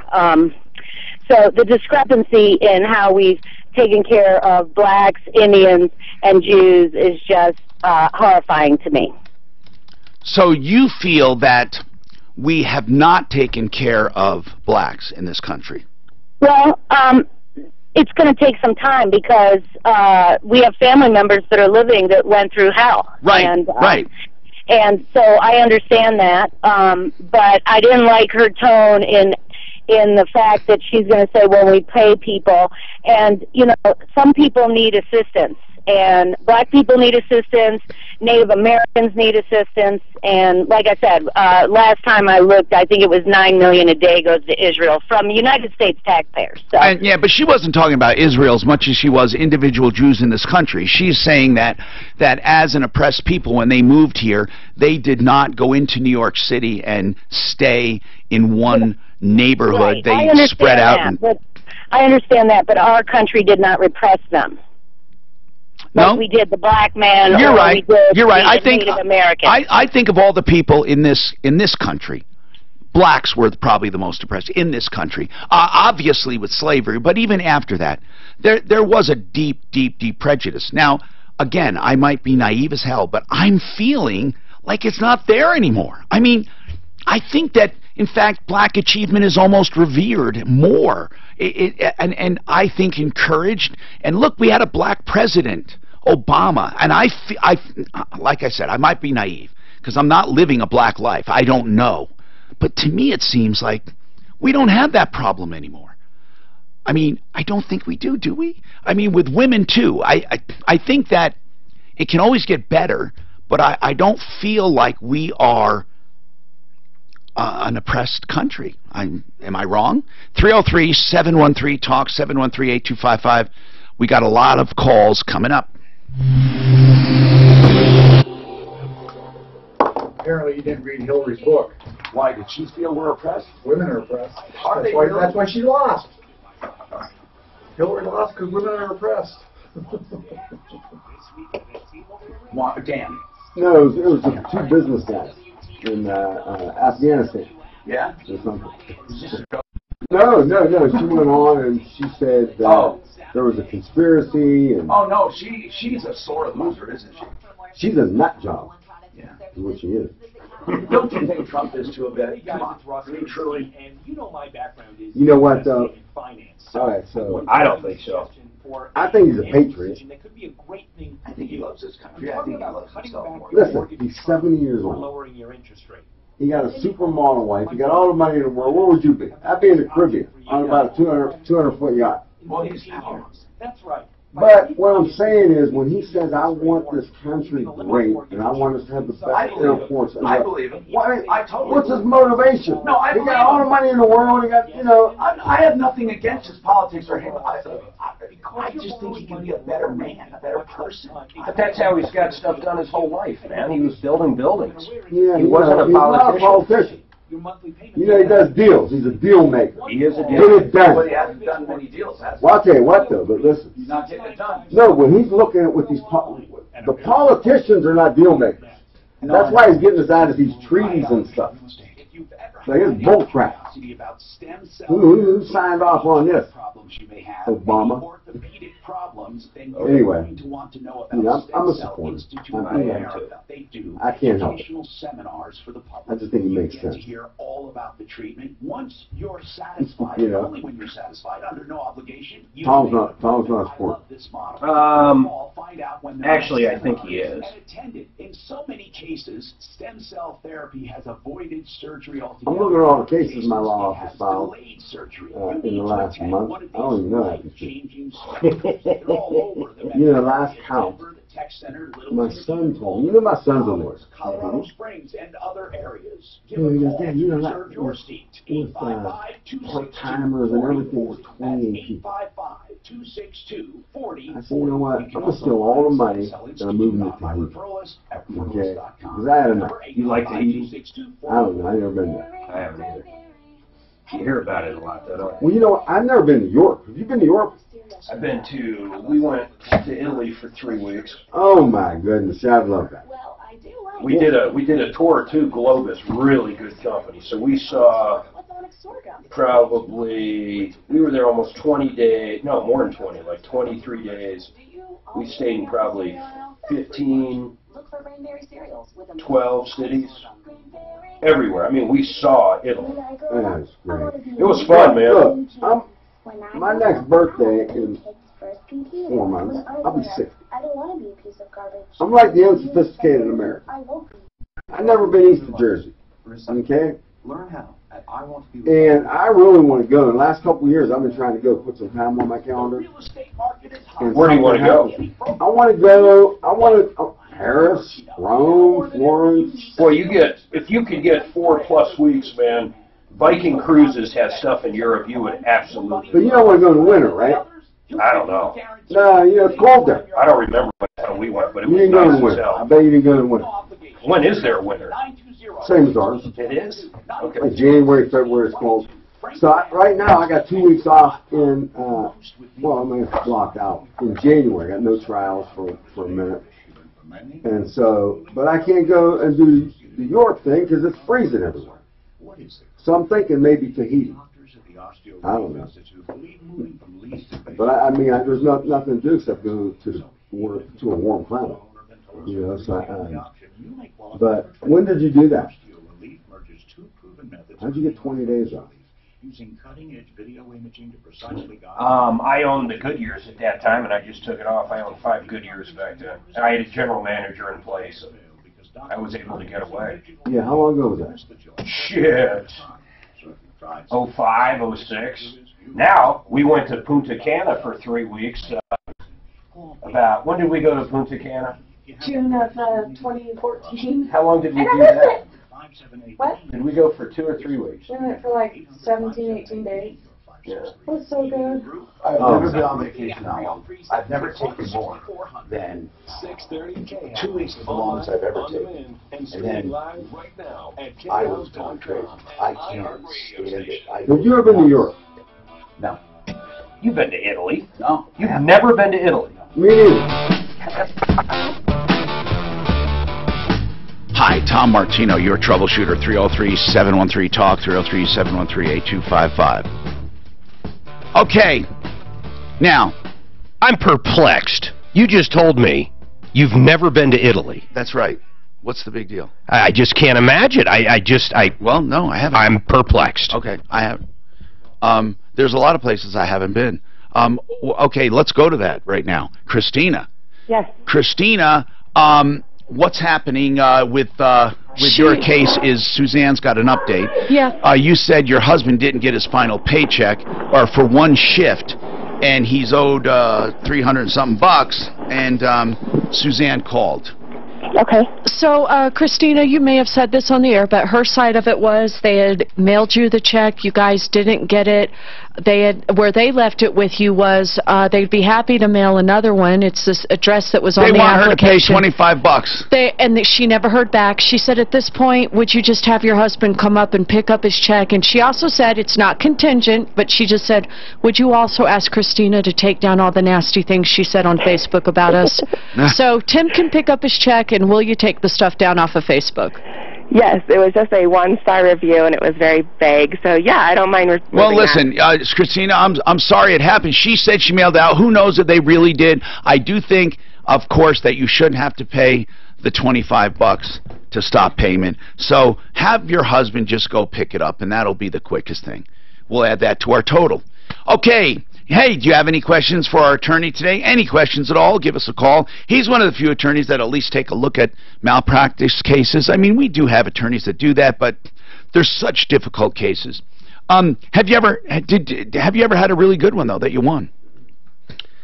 So because they defend these cases so vigorously or zealously, you know, we take a hard look at them because we know it's going to be a major investment. Of course. You know, not only in time, financially, but recently we had a case where a guy goes to the urgent care, right? Okay. Having chest pain. Yeah.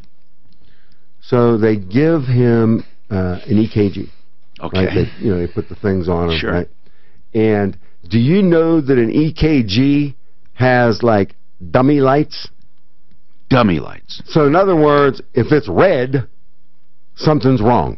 In other words, they don't have to look at the tape. Oh, Okay. like if something's irregular, right, shows red. That's right, correct. Right. So it's like lights on a car. Yeah. Right. And so it doesn't say exactly what's wrong, but it says there's something on that tape that's out of ordinary, out of norm. But do you think maybe a physician, regardless of what the dummy reader says, should look at the printout, look at the data? right? You'd think so. The regularity, irregularity.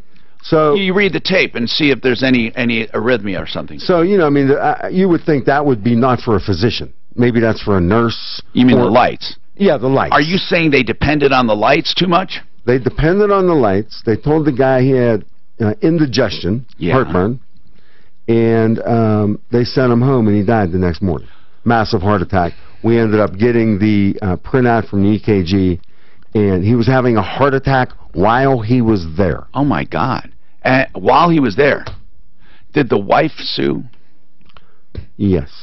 I mean, obviously. But How I mean, did it turn out? Well, they ended up paying the money, but, you know, there's $1 million cap in Colorado. What? Oh, yeah. You can't get more than $1 million on a med-mal case. Even if he was young and a promising career and left a bunch of... I should say, there's not a cap for economic damages, but there's a $1 million cap otherwise. For pain and suffering. Yeah. And so, I mean, she was devastated. I mean, he was like 53 years old. I mean, and they could have saved his life. He was having a heart attack. What happened with that case? He won. Well, we won. What was the judgment?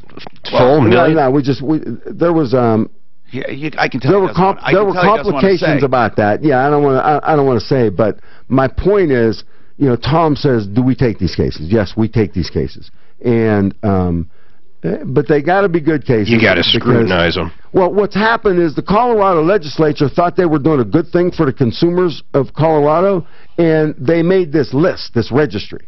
So if a doctor has ever committed malpractice or a board has found that he committed malpractice, they go on a list. Really? Right? And you would think that'd be a good thing. So you can go and list people who are on that. You can find people on that list. Yeah, the problem is... That's kind of not fair if some guy has just one problem and it was... Okay. Yeah, but the problem is no doctor will pay a penny now to an individual because they'll go on the list. Oh. So what they do now is so I mean, you know, what turned out to be a good... Wait a minute. If you do a settlement out of court, why would you go on the list? You go on the list. That's the rules. That's the rules. If you pay out in damages, you go on the list. Yeah. And so what we were trying to do to help people to expose bad doctors, what we've done is we've created an environment now where settlements the number of settlements that happen on a med-mal case are greatly reduced. They're more zealously defended, and so in some ways it's hurt the consumers of Colorado. You know, interesting. 303-713-8255. Jay, what is your comment on that lady who had unemployment and the overpayment? Okay, so in the future, I mean, it can't do nothing about what's in the past, but all she has to do, she's probably already worked 9 months this year, claiming the same number of dependents. If she raises her number of dependents, they won't get a dime.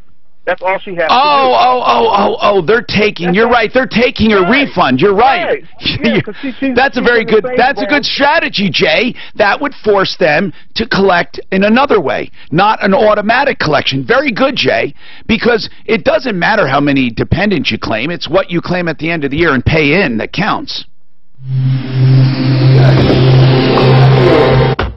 Guy probably has a high school education. That was brilliant. Yeah. Yeah, I bet he's been through it. Well, yeah, that's true. But it's absolutely right. Medical Transparency Act. Is that what it is? Requires doctors moving to Colorado and all doctors to disclose any malpractice judgments on a website. It was signed into law after Michael Skolnick passed away in 2004. Skolnick blacked out mysteriously at 01, and the neurosurgeon said top rate immediately. Skolnick went through several surgeries. His condition continued to deteriorate. His parents blamed the doctor, saying was it tried. Was that the wife? Michael. Oh, I don't know. Tried to research, but found no information about the doctor or a record of the doctor. So they say law requires new doctors. Okay. I don't know. There must have been something wrong with this doctor. They probably found that he had a problem in the past, but they couldn't find it anywhere. I'm trying to find out. But anyway, that's messy. I'm telling you, they won't pay any money. So are you going to accountants today? Or you know, so like probably dentists by Mallory's, but I got $15,000 stuff like that. Okay, so you're you can't bring them in.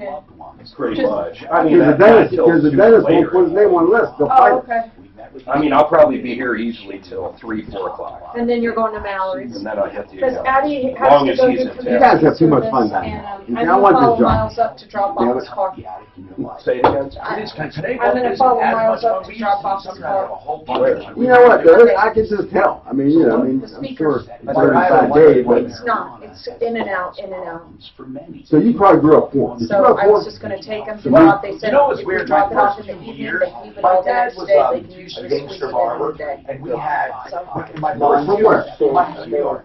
My first few years of life. No, we're okay. I told We Emily had a home in I the would call her country with a once golf we heard course. back from Jesse. A 9-hole bus. Wow. We had a Oh, house you saw in a the dock text, right? on the river with Right, that is about with noonish and stuff. I'm gonna cabin holler. cruiser. I'm going to, you want me to text had her? a barbershop. Or do you I'm just call gonna call him? him. I'm just gonna give him a call and just say, Guys, you're bad at him, aren't you? That's what I'm on. He said, yeah. Yeah. And plus his Then he nasty left. text. I remember though some of this. Well, he stuff. told me he was When gonna he do that. left, I told Tom you know, before that. we lost Oh, everything. yeah. Literally, my mom's That's house what he was wants to foreclosed get. Does he know I'm the muscle around ran here? away with a woman to New York. He will know. So Does he we know about lost my shirt on everything. Then I Friday? was on social Fat service Burl? and I was poor. So I grew up poor, yes. I grew up But I had broke. a little tiny taste in the very beginning. I remember like things. What it was like to have stuff. Just a tiny house thing. Yeah, but you know what? That's why you haven't been to New York. That's why- Oh, man, I got to bring that up. Shit. I haven't been Totally to New forgot York. about that. I'm in Italy. What's the name of the place? And I'm just saying, because you know what? We have to go to work. Or is it tumbleweed? Tumbleweed. I got to bring that up, Tom. And, Oh, what? No, I want to. What's going on with it? Just that Do tumbleweed. we know how much you got? No, that guy's email was the biggest in it. I didn't see Crap that I've thing. ever You just forwarded to everybody. I didn't see what he had said. Oh shoot! I'm gonna read his Let's statement. do it tomorrow. Good. Because you know why? We only have a few minutes left in the springs. Let's do it tomorrow. Okay. Well, let's make a at deal least about it. tell everybody we've got a great update. Okay. You're right, yeah. though. Then we'll have tomorrow. I want to really do it longer, Mark, because I was going to do that today. I'm very upset about I'll it. get Rudy Dog. And there was something else. Oh, I wanted to talk about. I know. Rudy Dog. I wanted to talk about it. Tumbleweed. Those little pricks. Yeah, but he was kind of a prick himself. Huh? ask me how many lawyers do what I do really go to trial. Hello? Next to none. I don't think most. You know the public doesn't know that, right? You're more of a, you like being in front of a jury or a judge. Well, you know what? That's how you put it. You're a litigator. You're really a, There are very you few like litigators. being in court. Very few litigators. So the guy that taught me said, if you don't go to trial, if you're not a legitimate trial threat, you don't need to be F. Lee Bailey, right? You don't need to be Johnny Cochran. But if you don't know how to carry the water, you should get a different job. Yep, I agree with that. Because I don't know how you'd have any self-respect. Yeah. Hey, it's same with the good criminal guy, though. I got to tell you, man. Well, it's a little different because the good criminal guy's got to also keep in the back of the mind, if we go forward, this guy could even be more fucked. So. Oh, right. And am I going to get paid? Well, with criminal, that's huge. Yeah. You know, not in bags of unmarked bills or white powder. I got. Am I going to get I got paid some in stuff down in my criminal? trunk. I'm gonna give you. We'll give you blow. Hey, do you take AK-47s or? Right. A little bag of blow. Can I pay you in a Bitcoin? Oh.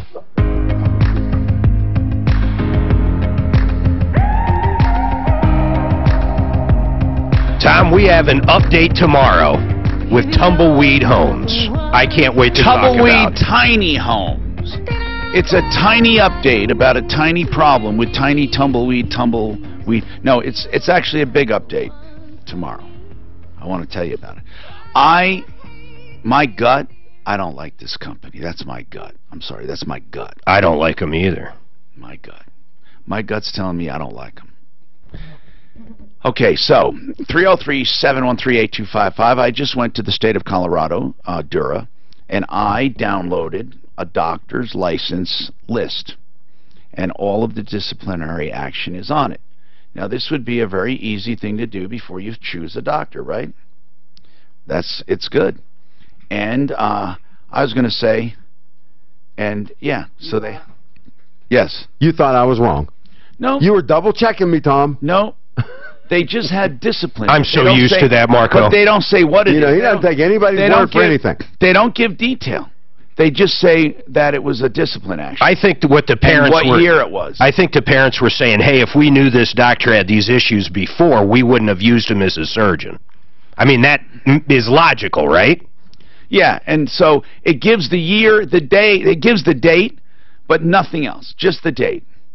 But it doesn't say what it was, unless I'm looking at the wrong list. There might be a better list than this one. This one comes from the state anyway. 303-713-8255. This is a consumer show where we discuss everyday aches and pains, the things that tick you off, the things that make you tick. Marco Bendinelli is with us today, a guest from my referral list at referralist.com. Lacey, what's going on with you, Lacey? Lacey. Tom, how are you? Good. What's going on with you? How do we help you? Oh my gosh. Okay, so I don't know if you remember, but the roofing company that I originally had didn't do it right, didn't pass inspection. They started acting sketchy. I took them to court and the Pikes Peak Building Department. They did lose both cases. They were ordered to pay me back $2,950 plus court fees. That was on the 8th of August? Yeah, so the 8th of August is when the ruling was sent to my home because the judge was like, you don't need to drive up here. So that was done, and then I waited about 2 weeks, never got anything, never heard from Alpha Roofing. So I went and got a writ of garnishment signed off by the clerk. Good, because you can go and get people who owe them money. Correct. Right, but when I got it sent off and then I had it served to Wells Fargo, something was telling me look online and see if Alpha Roofing is still even in business. Now, did you get the judgment against Alpha Roofing? Correct. And it's Alpha Roofing what? Alpha Roofing. Is it what? Did you get it against the owner? No, I tried, but he dismissed it against the owner and only did it against the business. And what was that, an LLC? Correct. Yeah. So it's out of business, isn't it? It is, yeah. They changed their trade name on the Secretary of State. Well, they got to do more than a trade name. They have to change the entity they do business with. And so they probably left Alpha Roofing LLC empty. And then they probably are doing business with a new one. They are, and I found out the name, everything. You know, the dissolution tells Alpha Roofing changed to Precision Siding and whatnot. So when I contacted Wells Fargo, I said, hey, you know, what's the status on this writ? They said, well, they do have an account, but there are no funds. Because you can't. That's right. They left it empty. Yep, and I mean, this is crazy because right now I'm going through a divorce, single mom of two, and then I have got this problem. God. I have no idea what to do right now. So you paid, idea. Hold on, did you never got any of the roof done, or you said it was sketchy and it was just bad? It was bad. It didn't pass inspection, so I had to contact another roofing company and pay out of pocket to get that done. Well, wait a minute, pay out of pocket? Money. The $29.50 that you paid these guys. No, so I paid them $3,201. I only paid them half. The judgment was only for $29.50. Well, what I'm saying is, when you got the $3,201 you paid them, then you had $3,000 left from your insurance company. Wasn't that enough to fix it? No, because they had to replace the whole roof. The whole roof itself was about $6,000. Oh man, these guys suck. This is a sad story. This is the real deal, okey doke. Yep. Yeah. So and where is that? What's the new name for Alpha now? It's Precision Roofing, I believe. God. Or Precision Siding. That's what the Secretary of State Who's the guy you dealt with there? With Alpha Roofing, it was Rodrigo Salazar. But with the Secretary of State, when it said like they dissolved Alpha Roofing, it was saying it was done by a Marcos Lopez. There's nothing we can do about it. You know that. It sucks. But even if they made it official on the Secretary of State, they changed names, you can't go after the new name? No, because they didn't change names, Suzanne. They did not change names. They dissolved the first company. They left the first company empty. And started a new company. And then the new company is doing business as the new name. You could attempt to go after a fraud claim, but it's going to cost way more than $2,900. Yeah, you have to prove fraud. Fraud is hard. That gets into really, I mean, a civil fraud case is still hard to prove, and you'd have to show that they purposely did all this. Well, actually, so all that see, that's why they didn't close the company and open a new one. They opened a new one because you can't even say there was a transfer. Do you understand? There was not even a fraudulent transfer. That's why they leave the old company open and empty. Well, you could investigate and see if the bank account went from one to another, if equipment went one for another, but it goes back to the same thing. It's a lot of money to figure that out. Now, actually, I was wondering. Actually, hold on, Mark. Wait. Okay. Mark's got a case here. That's something I don't even think he knows that he has is the fraudulent transfer part. Of course, I don't know. No. The fraudulent transfer part is the one that you might have the best luck at if you can show specifically that something went from Alpha to the new company. You can go after that piece of equipment. Now, that might be a good way to go, but you need someone to help you investigate that. But anything that was transferred to evade a judgment, that's going to be something you can probably confiscate. So hold on a sec. But how the hell? I'm concerned. That's what I'm saying. It would cost a ton of money to figure it out. Not a ton of money. No, it wouldn't cost a lot of money. How? Tell me how you would figure it out. All the trucks and equipment, she gets VIN numbers and does a history on them, and you'll figure out. Oh, you're assuming like it was a real company where those trucks weren't registered to the employees. I'm thinking this is, a low budget, one guy in a hammer roofer, man. I'm not thinking it was an actual company where they had company trucks. They would be trying to avoid $2,900. That's what I'm saying. I'm thinking this is one guy and a couple brothers that have decided to do it this way. Their trucks are going to be registered to them, their own insurance, no company insurance. Now, the curious part is if they took the money from one bank account, deposited in another one. There was no money. There was no money. They take it out. They're living hand. Yeah, who would go through all that for $2,900? Someone without $2,900. I endorse on my referral list at referralist.com. Yeah, that's sad. People get ripped off all the time. That's why different. That's why if you live in Jersey, you can get a little more satisfaction sometimes. But Denver food trucks have done that several times. Done what? I should say Larry Lopez or Larry Perez has done that several times. Open up a new name. Meetings with world leaders like the Israeli Prime Minister. Prime Minister Netanyahu with us today, a friend of mine for many years. President Trump saying they'll be discussing peace between Israeli Mark came up with a good point that I don't even think he knows. No, what I meant was that she doesn't have to go to court. I was thinking the exact same. I thought he was talking about me. I'm going, oh, thanks, Tom. I know. I know how Marco feels. I know why I said that, because you said it would take a ton of money for the fraud thing, but she wouldn't even have to sue for fraud. She would simply go for those items for fraudulent transfer under the garnishment. It would bypass all that. She doesn't. You're right. If it was registered, you don't have to prove anything. You just have to show it was transferred. Or you go by and just check out Marco's shoes. Oh my God, Marco. I don't mess around. I'll bet you lunch. You know what? I'll bet you lunch. When you're as old as I am, you got to find something to have some fun with. I bet you lunch. I know where you got your shoes.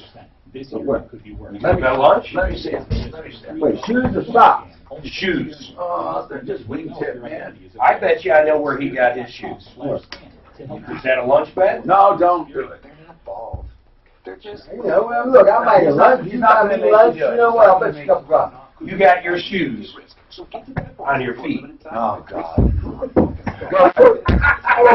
These guys do this every day. You know what my brother says? My brother says, every day. My brother says, the next time you're funny, that'll be the first time. You can never do that unless I'm there, because I got that patent.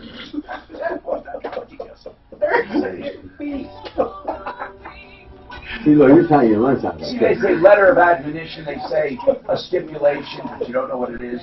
A relinquishment. Tom was supposed to help play along. It's still funny. It's 2 weeks later. It's still the best joke in the building. So you have a lot of this complaint. So you got what I'm telling you. It made it so adversarial. There's no. I mean, they won't even pay money in mediation. And if you don't have an insurance claim, Excel offers so it really created a law. Imagine when you lose your license, you're a doctor. You spend all that time in college to be a doctor, and then lose your license. Can you imagine that shit? Yeah. Now that. But it's usually not for ever, is it? It's usually for a certain number of years. No, you can get your license revoked. Yes, you can. This is the Troubleshooter Show. Practicing Nigeria. Now, Tom Martino on 630 KHOW. Hi, I'm Tom Tom Martino, your consumer advocate. Troubleshooter Tom Martino, solving problems, answering questions, taking complaints. I am trying to make your life a little easier.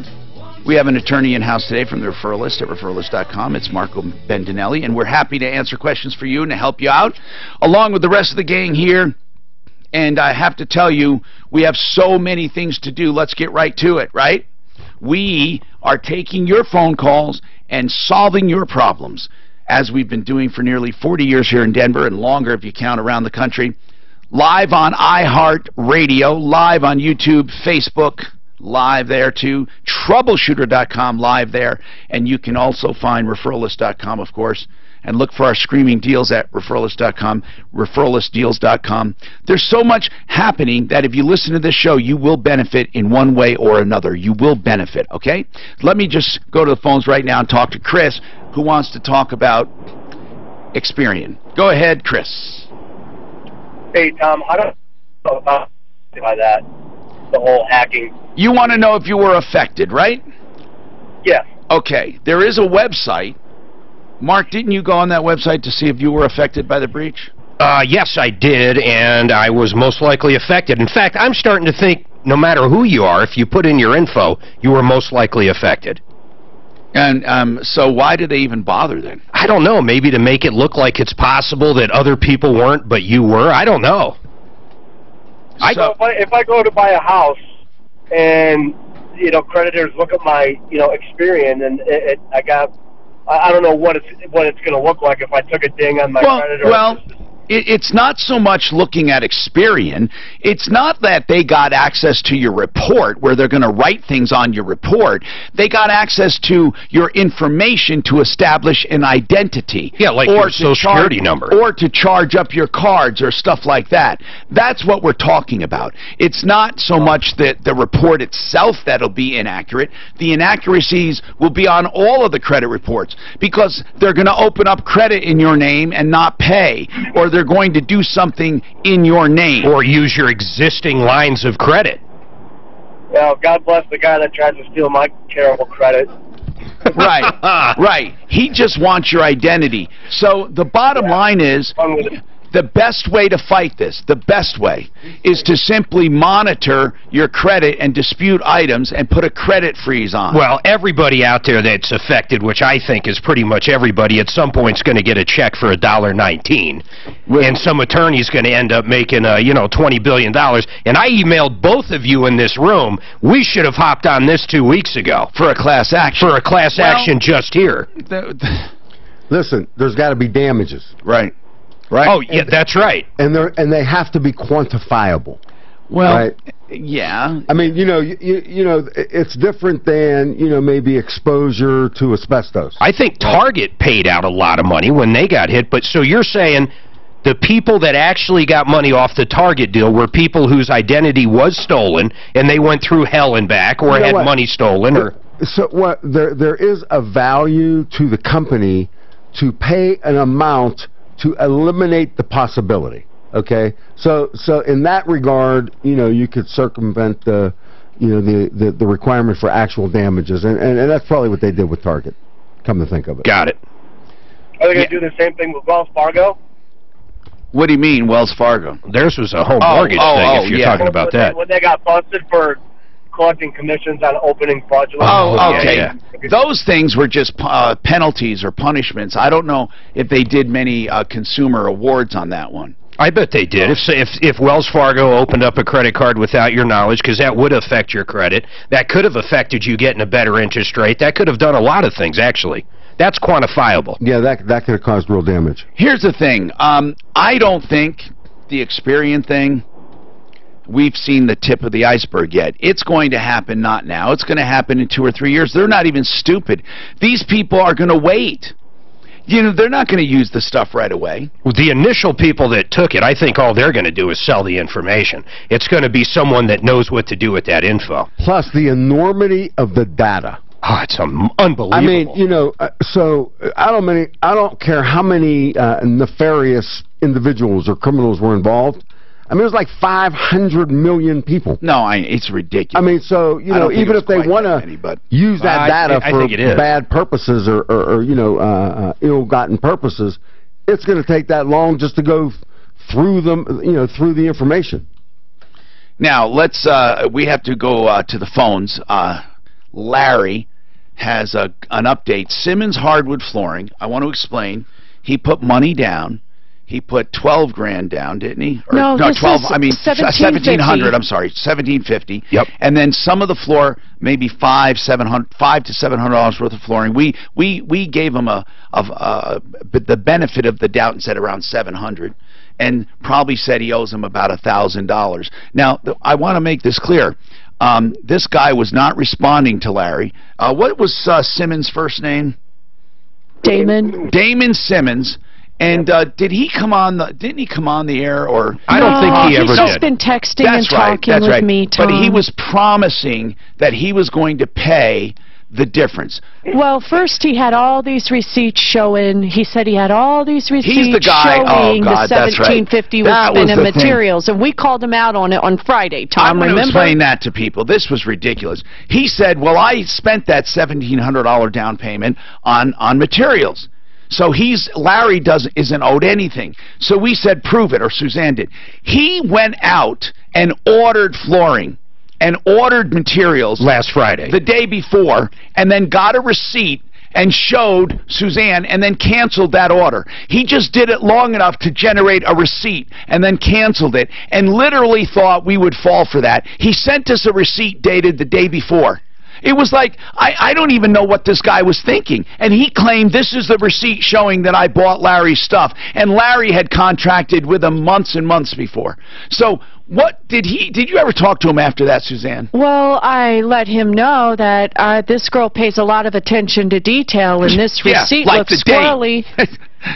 So anyway, so he really promised, didn't you tell him it was a complete insult that he went out and I bought the said, stuff yesterday? This is ridiculous. I said, he wrote that check in July, and you've been telling me for weeks that you've had all these materials paid for. Yeah. And so anyway, so he told Larry he would give him the money, $1,130, Tom, $1,130 over the weekend, which he did not. But Larry, go ahead. What happened? Well, I texted. We waited. We waited Saturday, we waited Sunday, and he never showed up. And to be honest with you, my wife was a little frightened to be here by herself because I had to go. I went into the office for a little bit of over the weekend. So, but anyway, he never showed up Saturday or Sunday. I let Suzanne know Sunday evening that my buddy still hasn't sent any money over. And so Suzanne got in touch with him this morning. Yeah. And what happened? He showed up. He showed up at 10:30 and gave me a cashier's check for $1,130. Cash that mother. Cash that mother. I don't think Larry thought he'd ever see that money. I'm so glad he got it. No, that's cool, Larry. Okay, we can add $1,100 to our total. Absolutely. And you can talk to Suzanne. Put up a review on Yelp for us and Google and stuff. And Suzanne will tell you how to do that. Isn't it amazing that guy, Damon, didn't just do the right thing to begin with and had to go through scrutiny for 2 weeks with making up receipts and doing everything else? It just drives me crazy that someone would put up that big of a fight over money they legitimately owed somebody else. It's not right. 303-713-TALK. Let me go back to Lacey. She got a judgment. Now, Lacey, we were talking about this over the break for those who haven't heard. You did get a judgment against a roofing company, Alpha Roofing, LLC. They left that empty, and then they started doing business under another name, Precision Siding or something. But the bottom line is these guys owed you got a judgment for $2,950. You really need the money, but unfortunately it's not tied to an individual. Therefore, what you need to do is see if they transferred. Now, it might be such a fly-by-night company that they never had anything actually issued in that company's name. But if they had a title of a car or anything like that, anything issued under Alpha Roofing, then you would have not the right, but you could see if they transferred it to the new roofing company, and that would be called a fraudulent transfer. Because if you do transfers right before or right after a judgment, they can be recalled or rescinded, and the judge can order that those items be sold or be granted to you under the writ of garnishment. So here's what or a writ of execution. Here's what I'm thinking you do. Since you can't go and start asking for their registrations and find out what happened, you can do interrogatories. The fact that you have a judgment gives you the right to do interrogatories. And if that means you can ask questions. Look it up, research how to do interrogatories. These questions are, does Alpha Roofing own have any money, any accounts receivable, anything due to them? Does Alpha Roofing ever own a vehicle? Did they ever do this? Did they ever do that? You know, find out if they ever owned anything in Alpha Roofing's name. And unfortunately, you know, you just have to see if they're going to answer those interrogatories. Some of the best things that might happen is they don't answer the interrogatories because they left that thing open. If the registered agent or the person, the member of the LLC, does not answer them, they can be held in contempt of court and literally go to jail. You might have an easier time getting paid that way. I'm surprised they didn't. He showed up for court, right? Did he show up for court? I'm surprised the judge didn't have him fill out interrogatories right then. I'm kind of upset that he didn't even, that he dismissed it against the owner, because he was a complete idiot. He didn't even state. Well, who'd you sign the contract with? That's simple. Here's what people have to do. If you have people at your door or people you don't know, I mean, make them sign. I mean, first of all, you should get a copy of a driver's license or something so you can track them down. And then you should make them sign personally as well as their LLC or corporation. You should make them sign personally. But it's too late anyway. You know, you've been burned. Lacey, I'm not sure it's going to help, but at least try to do some interrogatories and see what happens. Now, I'm going to take a call after this, and then we have some open lines so you guys can get right through at 303-713-TALK, 303-713-8255. It's extraordinary that we have some lines open for the first time this morning.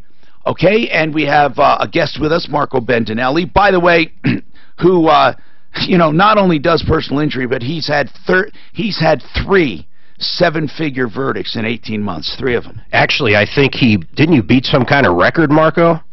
Yeah, with the first. Turn the mic on. Hit it. Yeah, with the first 2 verdicts, I obtained them within 30 days of one another, and so I did back-to-back jury trials. Oh. And I'm a little old for that. Back-to-back. Yeah, back-to-back. I mean, it was grueling, but we were able to get 2 seven-figure verdicts within 30 days. Cool. And that's never been done. Listen, if you have a problem, question, or complaint, we do have lines open. Costine will take your call coming up at 303-713-TALK, 713-8255. If you're looking to get your car fixed from the hailstorm, Flexident can help you out. Flexident. I know Nick, the owner, and the crew. They have multiple locations, well, 3 locations. They can get you right in. The important thing about Flexident, they are owned and operated right here, and they've been here for years and years and years. They didn't just set up a tent on the side of the road and come into town. They're going to blow out the day after the weather clears up. These guys are here for good. Flexident. So get your car fixed the right way, the preferred way. Save money, save time, and most of all, you won't even know the problem ever existed, because with their paintless dent repair methods, you don't know the problem was ever even there. 303-619-6273. 303-619-6273. Yes, they can get you in even as soon as today. That's flexidentcolorado.com. And speaking of cars, keep that car in a garage, and One Clear Choice Doors can help you do that, of course. One Clear Choice Garage Doors, they are my choice for garage doors. When you need anything done with garage doors, think of One Clear Choice. And I'm talking about anything from the opener to any little part of the opener, including broken springs and full garage doors. 303-565-6409. OneClearChoiceDoors.com. This report is brought to you by Some typical Xperia. delays in the highway drive in the metro area. Off-highway, a couple of trouble spots. So he finally texted me and says, guys, I still have no time to deal with the Jerry Springer episodes right now. I'm busy making money for my growing businesses. I'm so sorry. How about ask if Ivan the Terrible will come on? Yeah, we'll talk to Ivan. Yeah, seriously, we'll talk to Ivan. Or put Larry on. Well, can we talk to Larry? Can we talk to Okay. Tomorrow, sunny, Larry or Ivan? So I want, not now, but I want to do a show on bad judges. You mentioned that, but how do you do that and stay in business? What do you actually call them Well, out? How do you call them out, and how do you? What we're going to do is we're going to invite them on the show. Right. I like that. But they don't have the answer to it. See, they're judges. They're holy. But listen, then Tom Martino is going to have the statewide. Hold on one second.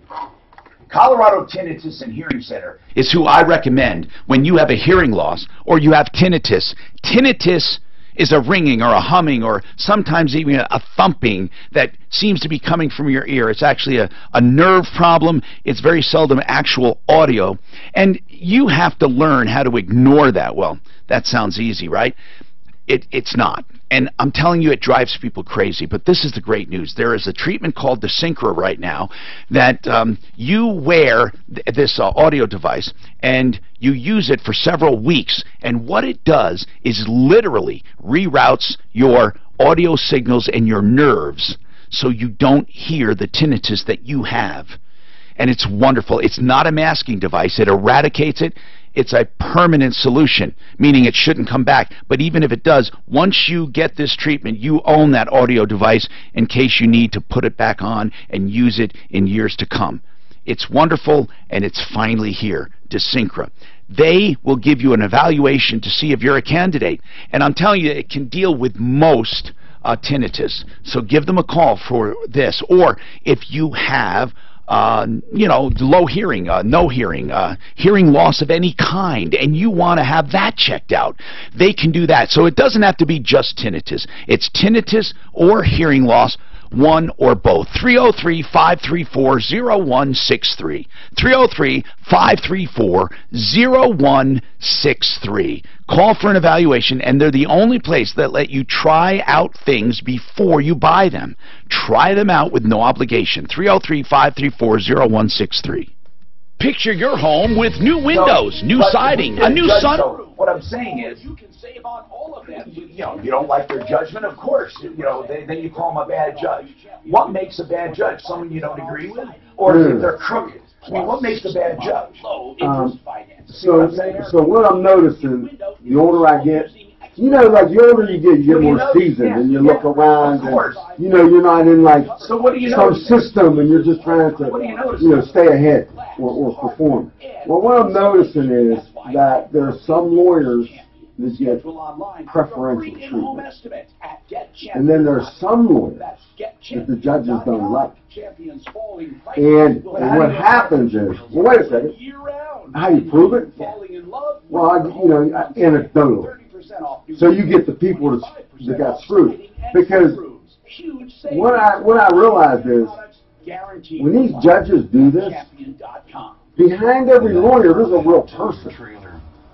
So, like, if they're looking to, like, screw you or dismiss a case or something like that, right? Because they don't like you as a lawyer, they're screwing a person, a client.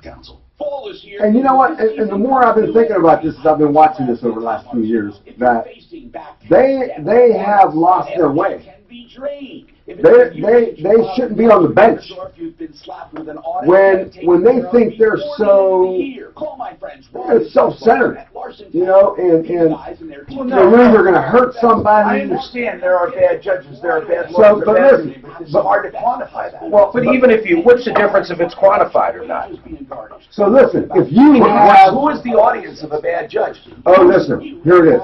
What I'm saying anybody that's ever been on the wrong side of a judge don't care. Attorneys will care. That's a small subsection of our audience. People will call in about when they've been screwed by a judge or they just got a child support. Whether it's a traffic ticket. There are so few people that ever go before a judge. I'm saying as a populist topic, it's not what you think. But let me tell you something. So maybe so it's not an everyday show. But when do people care about voting for judges on retention? They never do. Well, Unless do you know why? They have no idea who to vote for. They don't know. There's so many names. But if there was a centralized location, Tom Martino, because there's an afterthought, right before they go to the polls, they want to go somewhere and check. WinkandWink.com. If you have financial trouble, if you have some problems, and you need a fresh start, Wink and Wink. I want to let you know about them. 303-410-1720. 303-410-1720. Winkandwink.com. And I hope you never need them. 303-713-TALK, 713-8255. Here to help you with any problems you might have. And we have Marco Bendinelli with us from the referral list, an attorney at law.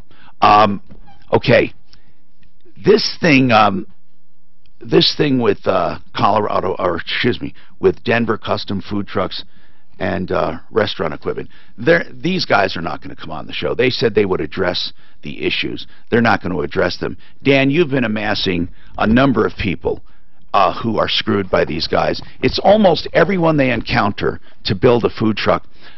I have to believe that these guys can't be making a living. They're making them somehow. I don't know how they are with the food trucks, but their whole MO is to charge a real cheap price and then not deliver, and then keep the money up front. We just got to stay on them. I mean, that's all we can do is warn people about them. And then what about the restaurant equipment? We've got one Denver attorney. Custom Food Trucks and restaurant equipment. What about the restaurant equipment? What do they sell? Is it restaurant equipment? Yeah, I think it's used restaurant equipment. And I'm not sure all what they do. They do sell restaurant equipment for inside their food truck also. Okay. But what they actually sell to restaurants, I don't know. I don't know where they started or how long they've been around, but man, do they suck. And we have not been able to find one satisfied customer yet. Not one. Not one. And Dan, you got to get the stuff together for me. We got to put this on the Sleaze Brigade. And then also answer me this. Do we have are they in that location with that photograph we saw? Are they still at that location? About them, and they say they're just bad news. You got to stay away from them. Every indication we've had, customer reviews, customer experiences, interactions with them, tells us that these guys are bad news. What's Rudy's last name, Dan? It's Rudy Martinez, and he's like the sales guy, and then Larry Perez is the owner. Do we know anything about them, like how old they are or where they come from? Do we know anything about them? We need to start looking into them deeper. I know they have. Which one has the criminal background? Larry? Right. And does Rudy have a criminal background? I do not know that. Okay. Well, let's run a check on that. And then what we have to do, Mark, is we have to get these victims together. Is there a possibility we have an attorney you said that might take some cases? Yeah, I think we have one attorney that's handling it for at least 5 of them, Dan. How many? Right, 5, and I just passed on another name to have them and you're keeping track of all of them, right? Yep, I got all the names there. People, what is their phone number again? Because they're bragging that their business is growing. What they mean by that is they just think that consumers are stupid and they can get away with it. And I just want to remind you of the number. So you may see this number and you want to avoid it. Definitely avoid it at all costs. It's 720-579-1699. That's 720-579-1699. Costine, I'm so sorry it took so long. Mile High Media, what is that? Costine? Yes, Mile High or Mile Mountain, what's the name of it? It's let's see, it's Mile Mountain Media. And what is Mile Mountain Media? What is it, Costine? Did you have a trouble with them? Yeah, so Mile Mountain Media, it's basically a company that will provide their customers with websites and for your business. Okay, and did you pay them up front or something? So what I did is I contacted them. Yes. I have met with their founder, Brandon Corns-White. Mm-hmm. We have discussed my needs for my wife's business. Did you pay up front? I did. How much? $700. Did you get On the anything? contract. Did you get anything? I got thank you very much and a handshake. Wait, that's all you got? You did, That's wait, it. they didn't do any work for you at all? None whatsoever. Okay, what do they say about that? And how did you pay them, by the way? I paid them with a check. Oh, that's a bad way to pay them. You should have done it by credit card. Oh, I'm sorry, I'm old-fashioned. No, you could have contested the charge. So I'm looking at their website. They have So am tremendous reviews on Google, but there's only 5 of them. You know, and they have I don't know. I mean, what excuse do they have for paying you? I mean, for you paying and them having nothing for you? So I met with them on July 7th. On July 10th, I have signed a contract that stipulated that I need to pay $700 as a down payment, and I have, you know, paid the $700. And then what? And then he disappeared. He fell off the planet. Are they still open? I'm sorry? Are they still open? Are they still around? I have no idea. Well, does the phone still work? No, it does, but it doesn't go anywhere. Which one? 720-689-8291? Yes, sir, 8291. Did you try that, Suzanne? Trying it now. Yeah.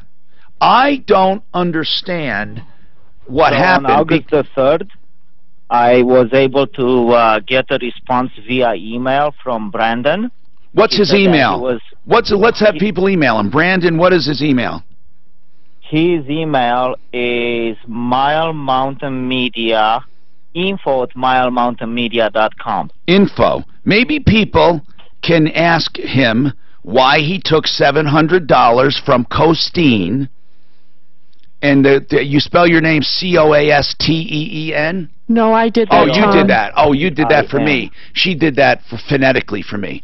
How do you spell your name? Never. It doesn't matter. Costeen. So they can tell Mile Mountain Media, that they heard about him on the air. So it's info@milemountainmedia.com. milemountainmedia.com. I think. Correct. So on August the 3rd, when he responded to my email, what did he say? What's the status? He said, "I'm sorry, I was laid up sick, and I will jump on it by the end of the day. Tomorrow you'll have something from me." And you got nothing. I got nothing since August the 3rd. Mark, what do we do about, seriously, Mark, I'm asking this. What do we do about these things? We get, every day, we get a dozen of these. Every day, either on the air warn or on email. Warn people not to pay up front and pay by credit card. Or if you pay up front, there's very specific ways to do it. I have those listed at referrallist.com. Yes, Suzanne? So I tried it. It rings, then it goes to a voicemail that redirects you, then it rings and goes dead. See, I don't think they're probably not even open anymore. But people, if you can get through, please do this for us. If we get enough people to write to him and say, we heard about you taking money and doing nothing, Mile Mountain Media, it's this is all we can do, by the way, Costeen. We just hope this is a last-ditch effort, that this guy will care. And then we'll get his name, too. info@milemountainmedia.com. info@milemountainmedia.com. Costeen, what's the guy's name behind all of this? Brendan, Brendan. Brendan. Last name Cornthwaite.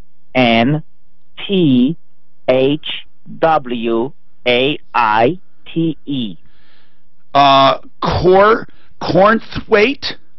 Sure, that works. This guy is funny. That is funny. Costeen's a funny guy. Brendan Cornthwaite? Does that, or Cornthwaite? Let's verify that off the air. I want to get as much information, but listen, that's all we can do. Okay, guys, info@milemountainmedia.com. And I want to just take Ray really quickly. I got to take a break. Ray, what's going on? Ray? Yeah, I just added a comment about people giving their money to roofers and getting ripped off. Oh, God, there's so many of them. We had Genesis come up and do, it's an attached house. They did both sides, and we're waiting for a final bill. It's done. It's done. The gutters are done. It's beautiful. And then he's over in Greeley doing a roof for my wife's aunt that the roofer never showed up after she had a contract. Genesis, they're good people, but he is so slammed. He didn't even give you a bill yet. So we're still waiting, but I mean everything's great. So yeah, well, thank you for. If you just use your referral list, you don't have to worry about where your money. And you're right. You know what? You're right. In a nutshell, you're right. I hate bragging, but that's the truth. You use the referral list, you don't have problems like this. You just don't have problems like it. And I'm proud.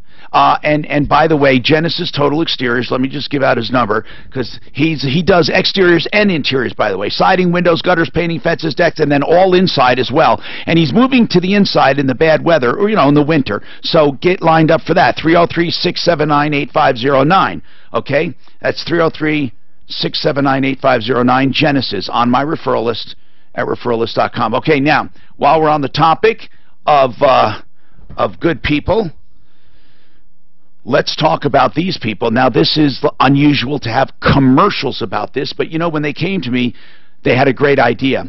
The Raleigh House is a treatment center for addiction, all kinds of addiction. Meth, cocaine, pain pills, alcoholism. And they wanted to help us help you communicate with addicts in your life. So they established this special number just for my show. Well, it's just for my listeners. I mean, anyone can call. You pass it around. If you're an addict, you can call directly. But it's to help people cope with addiction, to cope with the addict in their life, how to approach them, what to say to them, how to get them to come in. And everyone's different, so there's not just one line for everyone. So you tell them your situation, whether you're a mom, a dad, a brother, a sister, an aunt and uncle, and a lover, and you need to tell someone something about their addiction. They'll give you some hints, and they'll give you some tactics. They'll also answer any questions you have about addiction treatment. They'll talk about the behavioral counseling, the medical work they do, the blood work they do. They can talk about the cost. Even if you don't want to go to them, which is a 90-day program, they can tell you about rehabilitation in general and about insurance, about all of that. Just call this special number. TheRaleighHouse.com, and here's the special number, 720-893-5559. It's TheRaleighHouse.com if you want to know about them. But if you want these someone to talk to, 720-893-5559. This report is brought to you by Lifeline. Slow spots across town. How much time do I have? Continues to be in fairly deep. 40 seconds. There is a wreck on the northbound side of Santa Fe approaching Prince. Looks like lanes. So here's the deal. Election time. People are looking at substantive issues. Right. We're going to legalize marijuana. Yeah. We're going to sign the bond for a city to go into debt, $10 million, stuff like that, right? Education stuff. But if they had a place where they could look for 10 seconds before they leave the house to go vote, they would. I'm Pete Wagner. Okay, so I 15 seconds. I'm not saying it's not interesting. If we had very specific stories about judges that were real, if we could do that and then talk about real people, I've got an endless supply. Yeah, but real stuff that you. Art of Granite for your kitchens and baths. Here's what I love about Art of Granite. You pay wholesale for the stone or counter material, no matter what it is, where it is, because Mitch Fleury, the owner, will give you his wholesale account to buy it. He doesn't make his money marking up material like that. He makes his money on the fabrication and installation, and that is a value at that. Trust me. Otherwise, Mark wouldn't have used them, and Mark and Suzanne, they're tightwads, man. And when they did their house, they were looking for value. Mark will beat anyone up. And he did not beat up Art of Granite. He loved them. And whatever they did in the kitchen, they'll do in the bathroom free for you and for anyone, as long as you do it at the time. Of course, you can't come back 6 months later. Okay, so you do the kitchen, right? They tear out and haul away all of it free. And then, of course, they have such a beautiful selection of cabinets, too, not just countertops. You go to their showroom and pick it out. He'll give you a price that will not change. It'll be 100% done for that price up front. So you give him an idea, he'll give you a ballpark. Then when you go to the showroom and pick out the stuff, he'll give you the exact price. Even the ballpark is pretty close right away. And then the exact price will be done within 1 to 4 weeks. complete, depending on how complicated it is. artofgranite.net, 303-386-5919, open 7 days a week, and he, by the way, serves the mountain communities as well as the entire Front Range. 303-386-5919. If you're over 50 and concerned about any of the following, stay tuned for an exclusive free bottle offer. Are you concerned? I'm not doubting the feasibility of one. Well, if you answered yes to any of these questions, we want to send you a free bottle of Krill Omega 50 Plus now with code U10. I think it's great from an advertising standpoint. Well, plus, here's the other thing. He can sell anything. So a month before the election, he goes, look, don't forget, we know, and then you don't act like it's the, the coup d'etat. You go, look, I know you guys are researching your own issues and stuff, and this is a secondary issue, but listen, because then it'll get to be a thing. I think most people are like me. They either throw them all out, write down the list, or keep them all. Right. Or don't do anything. Or don't. What I'm saying is, after repetition, you go through a few elections, people will know this is the place where you go to check on your judges real quick before you head out to the polls. Really, judges, people don't know the judge unless it's a neighbor or whatever and stuff like that. Yeah, but what I'm saying is he could make his own, to say, well, I don't know if it'll work, he could sell anything. And if he starts harping on it a month before the election, people will go there and check 5 minutes before they go to the polls. You're right, it's going to be really easy on the website. Yep. Judges we recommend. What would be sexy is if we could... Listen, you could sell that. No, I know we could. If we could say, for example, Judge so-and-so, say his name, gave every time this attorney goes before him, I mean, you'd have to be specific. Otherwise... You would. But what I'm saying is, more important than that is you tell people, look,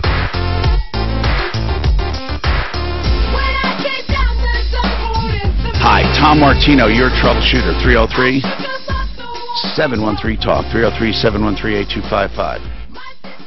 We are having a discussion off the air. Do you think people care about judges? They vote on judges. I don't even know why they vote on judges. Do people vote on every judge? Or just on district judges? People vote on district court judges. But not county, right? Typically not that I'm aware of. No, counties are appointed, right? Right. Okay, so district court judges, are they appointed to begin with, right? Appointed, and then they're voted to retain. Then there's a retention. They're on the ballots, and it's not something that people are hyped about. They're hyped about school, what their kids are going to do, whether something's legalized. But what I'm saying is, do you care? I don't think people ever question judges ever. Do you? I don't think anyone ever says, we need to get rid of this judge. Because there's not a centralized place of data. But Tom Martino, data on what? Like how a judge rules on drugs? Well, no, how a judge rules on domestic violence? How a judge rules on car accidents? I don't know what. Well, you know what? You can make it whatever it is based on anecdotal evidence. But if people had a place, a centralized place, 5 minutes before they go to the polls, right? That people want to know. No, Marco, a centralized place to do what? To look to see if their record? Their record or what you recommend. What Tom Martino recommends. But I don't know if I can recommend. See, what would I base my recommendation on? Whether I agree with the judgment or not? In other words, how do you judge a judge? You judge a judge by consistency and fairness. And how many times they get overturned on appeal. Okay, that's a good one. Okay, that's an Now that's something that's totally objective. How many times do they get overturned? You can give stats, but what about fairness? How do you know if a judge is fair? Well, you know what? The legal do you have attorneys vote? Yes, the legal community is polled. You know what? Are they polled now? Yes, they are. They are. Wait a minute. Where is that published? I'm not sure it is. It's called the judicial review. Right? No, but the public doesn't have that kind of data. Wait a minute. Is it a score that you lawyers give to judges? Yes. You know what? We should just publish that. Well, I think that should be part of it. So judges competence, when do you guys current vote? knowledge of the case law. When do you vote or give reviews of judges as an attorney? When? You know, yearly, we weekly. get these forms. I don't keep track of them. Okay. We get forms from time to time, and we're asked to fill out. You know, what do you think? You know, it would be a list of judges. Mark, you know what? I mean, it makes me think of the 9th and the 6th Circuit of Appeals, where some of them are overturned 70%, 87%, but there's nothing you can do with those judges, right? No, those are federal appointees. Yeah, those so are we're stuck with these guys. But in Colorado, you have retention elections, and people care, but they don't know where to get the data. I generally throw all of them out. Do you? When you vote, and it comes to the judges, do you want to retain them? No. For consistency, I retain everyone. So all we do is offset each other. No. Because I figure for a judge, the longer you're there, the better you are. I might be wrong, but I would have a disagreement with that philosophically. Okay, and you would know better. Because what I'm saying because I know nothing about judging. That's like saying the same thing about a governor. Should a governor be there forever? No, and should there be term limits? There becomes an entitlement mentality because these people are civil servants. They are there to serve the litigants of Colorado. But and the longer they're there, they can become like little oligarchs. Anyway, it was a discussion we're having off the air. How do you judge a judge, and how do you know if judges are good, and how should you, and should we try to do something on a website? If you have suggestions, let me know. I mean, Will, anyway, what's going on with your rental deposit, Will? Explain what the original problem was, Will. Well, the original problem was one of my employees attempted to rent a house from You called for your employee, and you were so nice to do that. It was $1,500, as I remember, wasn't it, or something like that? That's correct. And it was a woman that Mark thought was kind of crazy. Yeah. Right, Mark? Didn't you think she was okie-doking him, that woman who said she was going to return the money? She came on the air and said she was being okie-doked by a contractor. Yeah, I remember. Right. Yeah, she was going to go pay that night, and she couldn't. I kind of felt bad for her. Anyway, what happened? So after Suzanne being very diligent, even after hours, to help track this girl down, she did eventually come up with the entire $1,500 in cash over the weekend. Wow. Wow. So your employee got the money back? Yep. That is very cool. I'm very happy. Yeah, it was a challenge. Well, listen, that is nice. And then if you could hold on a sec, Suzanne would like to talk to you. Suzanne, good work. And then feel free to post a review about us. You know what? We operate like anyone. We want people to know the good work we do. Suzanne will explain it to you. We just want people to know, and we want people to post reviews if we help them out. And it would be good, because then more people will find out and get more help. Okay, anyway, 303-713-8255. Angelica has a moving company problem. Angelica, what's happening? Hi, sir. I'm calling this afternoon because I hired a moving company to move me, Strongman Moving Company, back around the week of Labor Day weekend time frame, and they came out and did an assessment of the things that I had before putting anything on their truck. Put everything on the truck, then said that... Well, wait. When they did the assessment, did they give you a price in writing? They did not, sir. So the only price that I got was the price that supposedly the owner of the company, Mr. Moe... When did the owner give you a price? He gave me a price the night before over the phone. Okay, but then they came and looked at it. So did you say, oh, by the way, does that price still hold? Yes, I did. And? The price still held, but it gets a little bit more complicated. Okay, what happened? They come in and start, after they've looked at it, before they put anything on the truck, they've looked at everything I have. Right, and then what? Then they start finalizing most of the things on the truck, and then they come back and I say, why is all this stuff still left in these rooms? Oh, well, the truck's not big enough. I said, wait a minute. You came in. Yeah, I know. Okay, I understand. So what happened then? Long story short is that they're holding my things hostage because the credit card that I gave to them... They still have your stuff from Labor Day? Yes, sir, they do. And I have gotten to the point where I just want my things back because they also have criminally threatened to harm me. Now, wait a minute. They have all of your stuff, right? Every single thing that I ever owned and where were you moving? I was moving from the Denver Tech Center to downtown Denver. Okay, and so why won't they deliver it? They will not deliver it because when I gave them my credit card, when I was still, what happened? That's what I'm trying to tell you.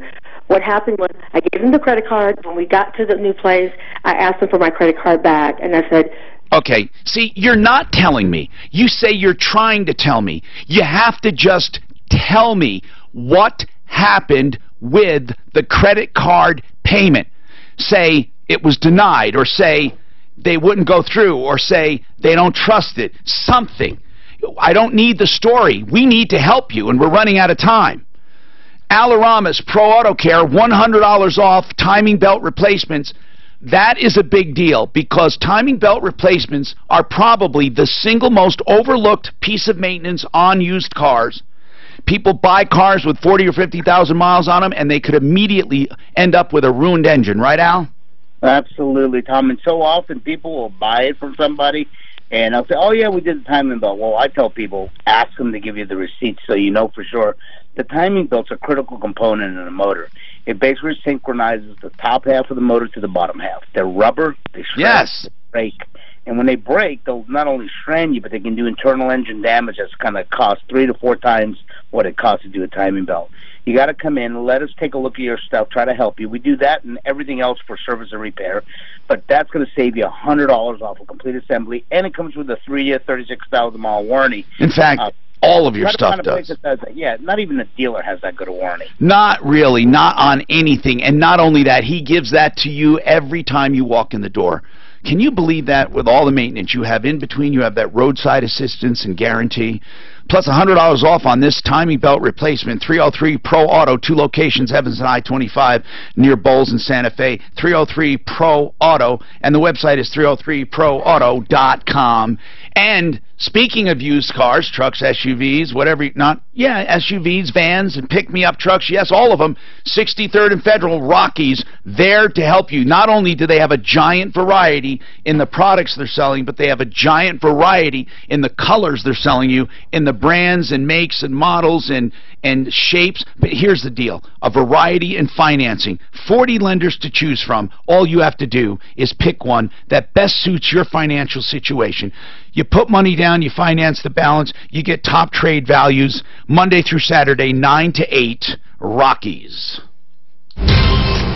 This report is brought to you by Police and Fire Crew. Could you explain to that woman we want to help her?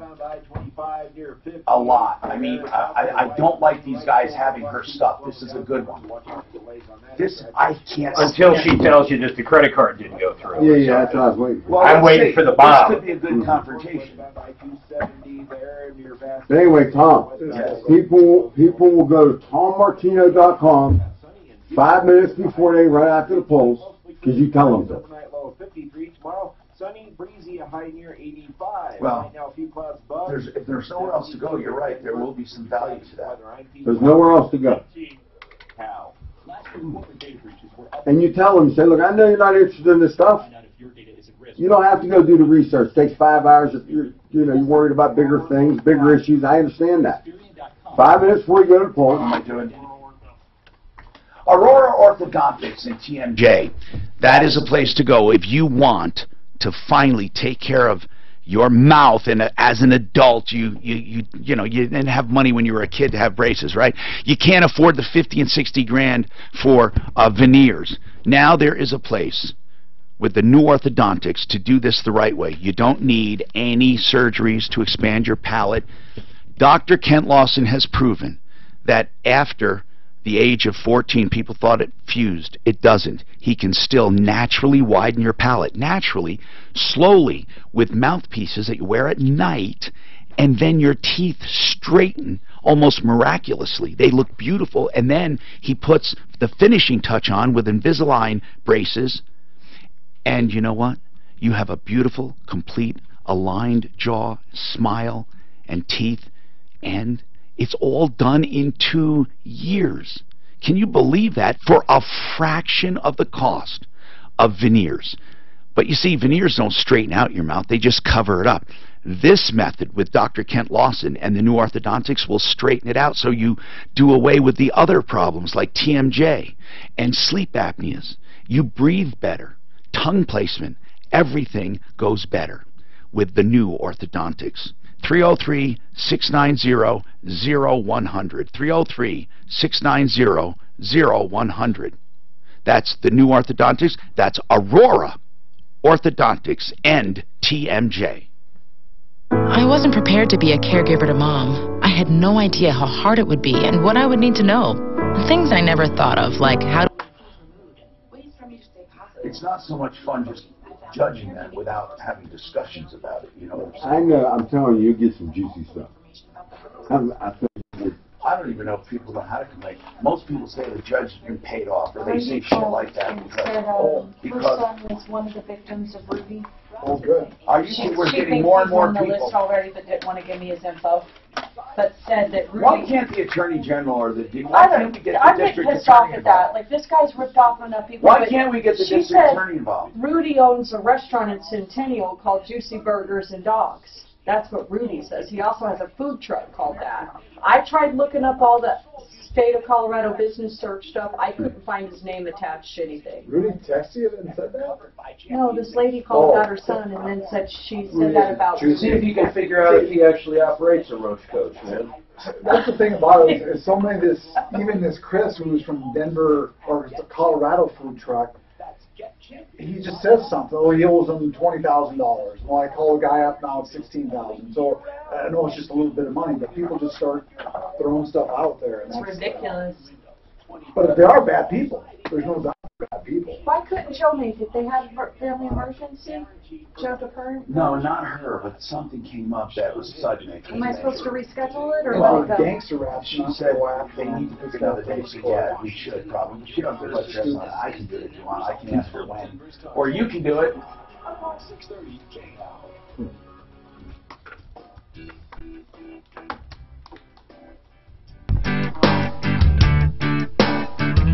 Hi, Tom Martino, your troubleshooter. Frank Duran, the real estate man. When you need help and you want to sell something or buy something and you want the best of the best of the best with glowing reviews, someone who has statistically shown he can sell your home for more in less time, and he has his exclusive price bracketing that he does to get multiple offers. And he also knows how to stage your home. He is so confident he doesn't hold you to a long-term contract. If you want out, he'll let you out. He just asks for 1 day. And that's where you get your house ready, cleaned, and staged. That's 303-920-1622. Frank Duran, therealestateman.com. 303-920-1622. All right, Kathy's got a comment on judges. Go ahead, Kathy. Do you think, and I'll go back to you, Angelica, I didn't forget. Yeah. What do you think? All the information that you had comments and questions about for voting on judges is in the voter handbook that's mailed out to everybody. What is in that handbook? What is in it? What's that? What is in the handbook? What does it show? It shows what the lawyers vote on and what the judges, I mean, everything that you guys brought up as far as comments and questions, it's in there. Does it show how many times they've been reversed by higher courts? Yeah, I believe so. I mean, I found it this last time in last November. I've never heard. I felt so much more informed about really on that. Yeah. I need to look at the voter's handbook, the one the county sends out. Tom? Yeah. Also, a lady called. She didn't know the website, but said there is a website where you can see every complaint from an attorney on these judges and everything on them. So I don't know what that website is. Well, we need to look that up, too, because, you know, Marco Bentinelli, our guest today, feels that we should have a place to expose bad judges. And I said, well, how do you know a judge is bad? I mean, if you don't agree with a judge, obviously, if you know you have a client and he doesn't grant your client what you want, you might think he's bad. But what can we have objectively to show he's bad? Well, first of all, I need to say not bad judges, because then all judges are going to get mad at me. Okay, so we just need a place where there's accountability for the judiciary, and we want to do that in a respectful manner. No, I understand that. You know, so I want to be clear. So we have to that. look. Well, we have to explore it. I think it's a good idea. Now, Angelica has a critical problem right now. Her furniture is being held hostage, she says. When they ran your credit card the first time, what happened? They couldn't run my credit card the first time because they said they lost it. Well, they had... And then once they said they lost it, now it turned into a situation of, now you can't pay, so we have to take your stuff. Wait a minute. You handed them your credit card. They said, we lost it? Yes. And then they wouldn't give you your stuff because they lost it? Would not. Can you pay them now? Yes, I can, but I'm not going to pay them $1,985 Wait, so, for 645 move. So hold on a sec. So it went from 645 to what? It went from 645 to what? To 1,400. How did it go up to 1,400? They won't tell me. They won't respond to me. They won't do anything. God. There's got to be more to the story. There's got to be. What's the name of the place? Strong Moving. All right, Strongman. We need to call them and get her back on tomorrow. We'll investigate this, Angelica, because there's got to be something more to it. But just hold on, all right? And we will get you on tomorrow. I'm Troubleshooter Tom Martino. That's an amazing story. We'll explore it. Save all your problems for me. Mike and I went on our honeymoon to Maui, and it was... What do you think's going on? I think she hasn't paid them. No, that story's true. They said they lost her card, and then, well, I know, but she hasn't paid them. Why would? But what if? And now she won't pay the amount they want. Yeah, but what if they kept it?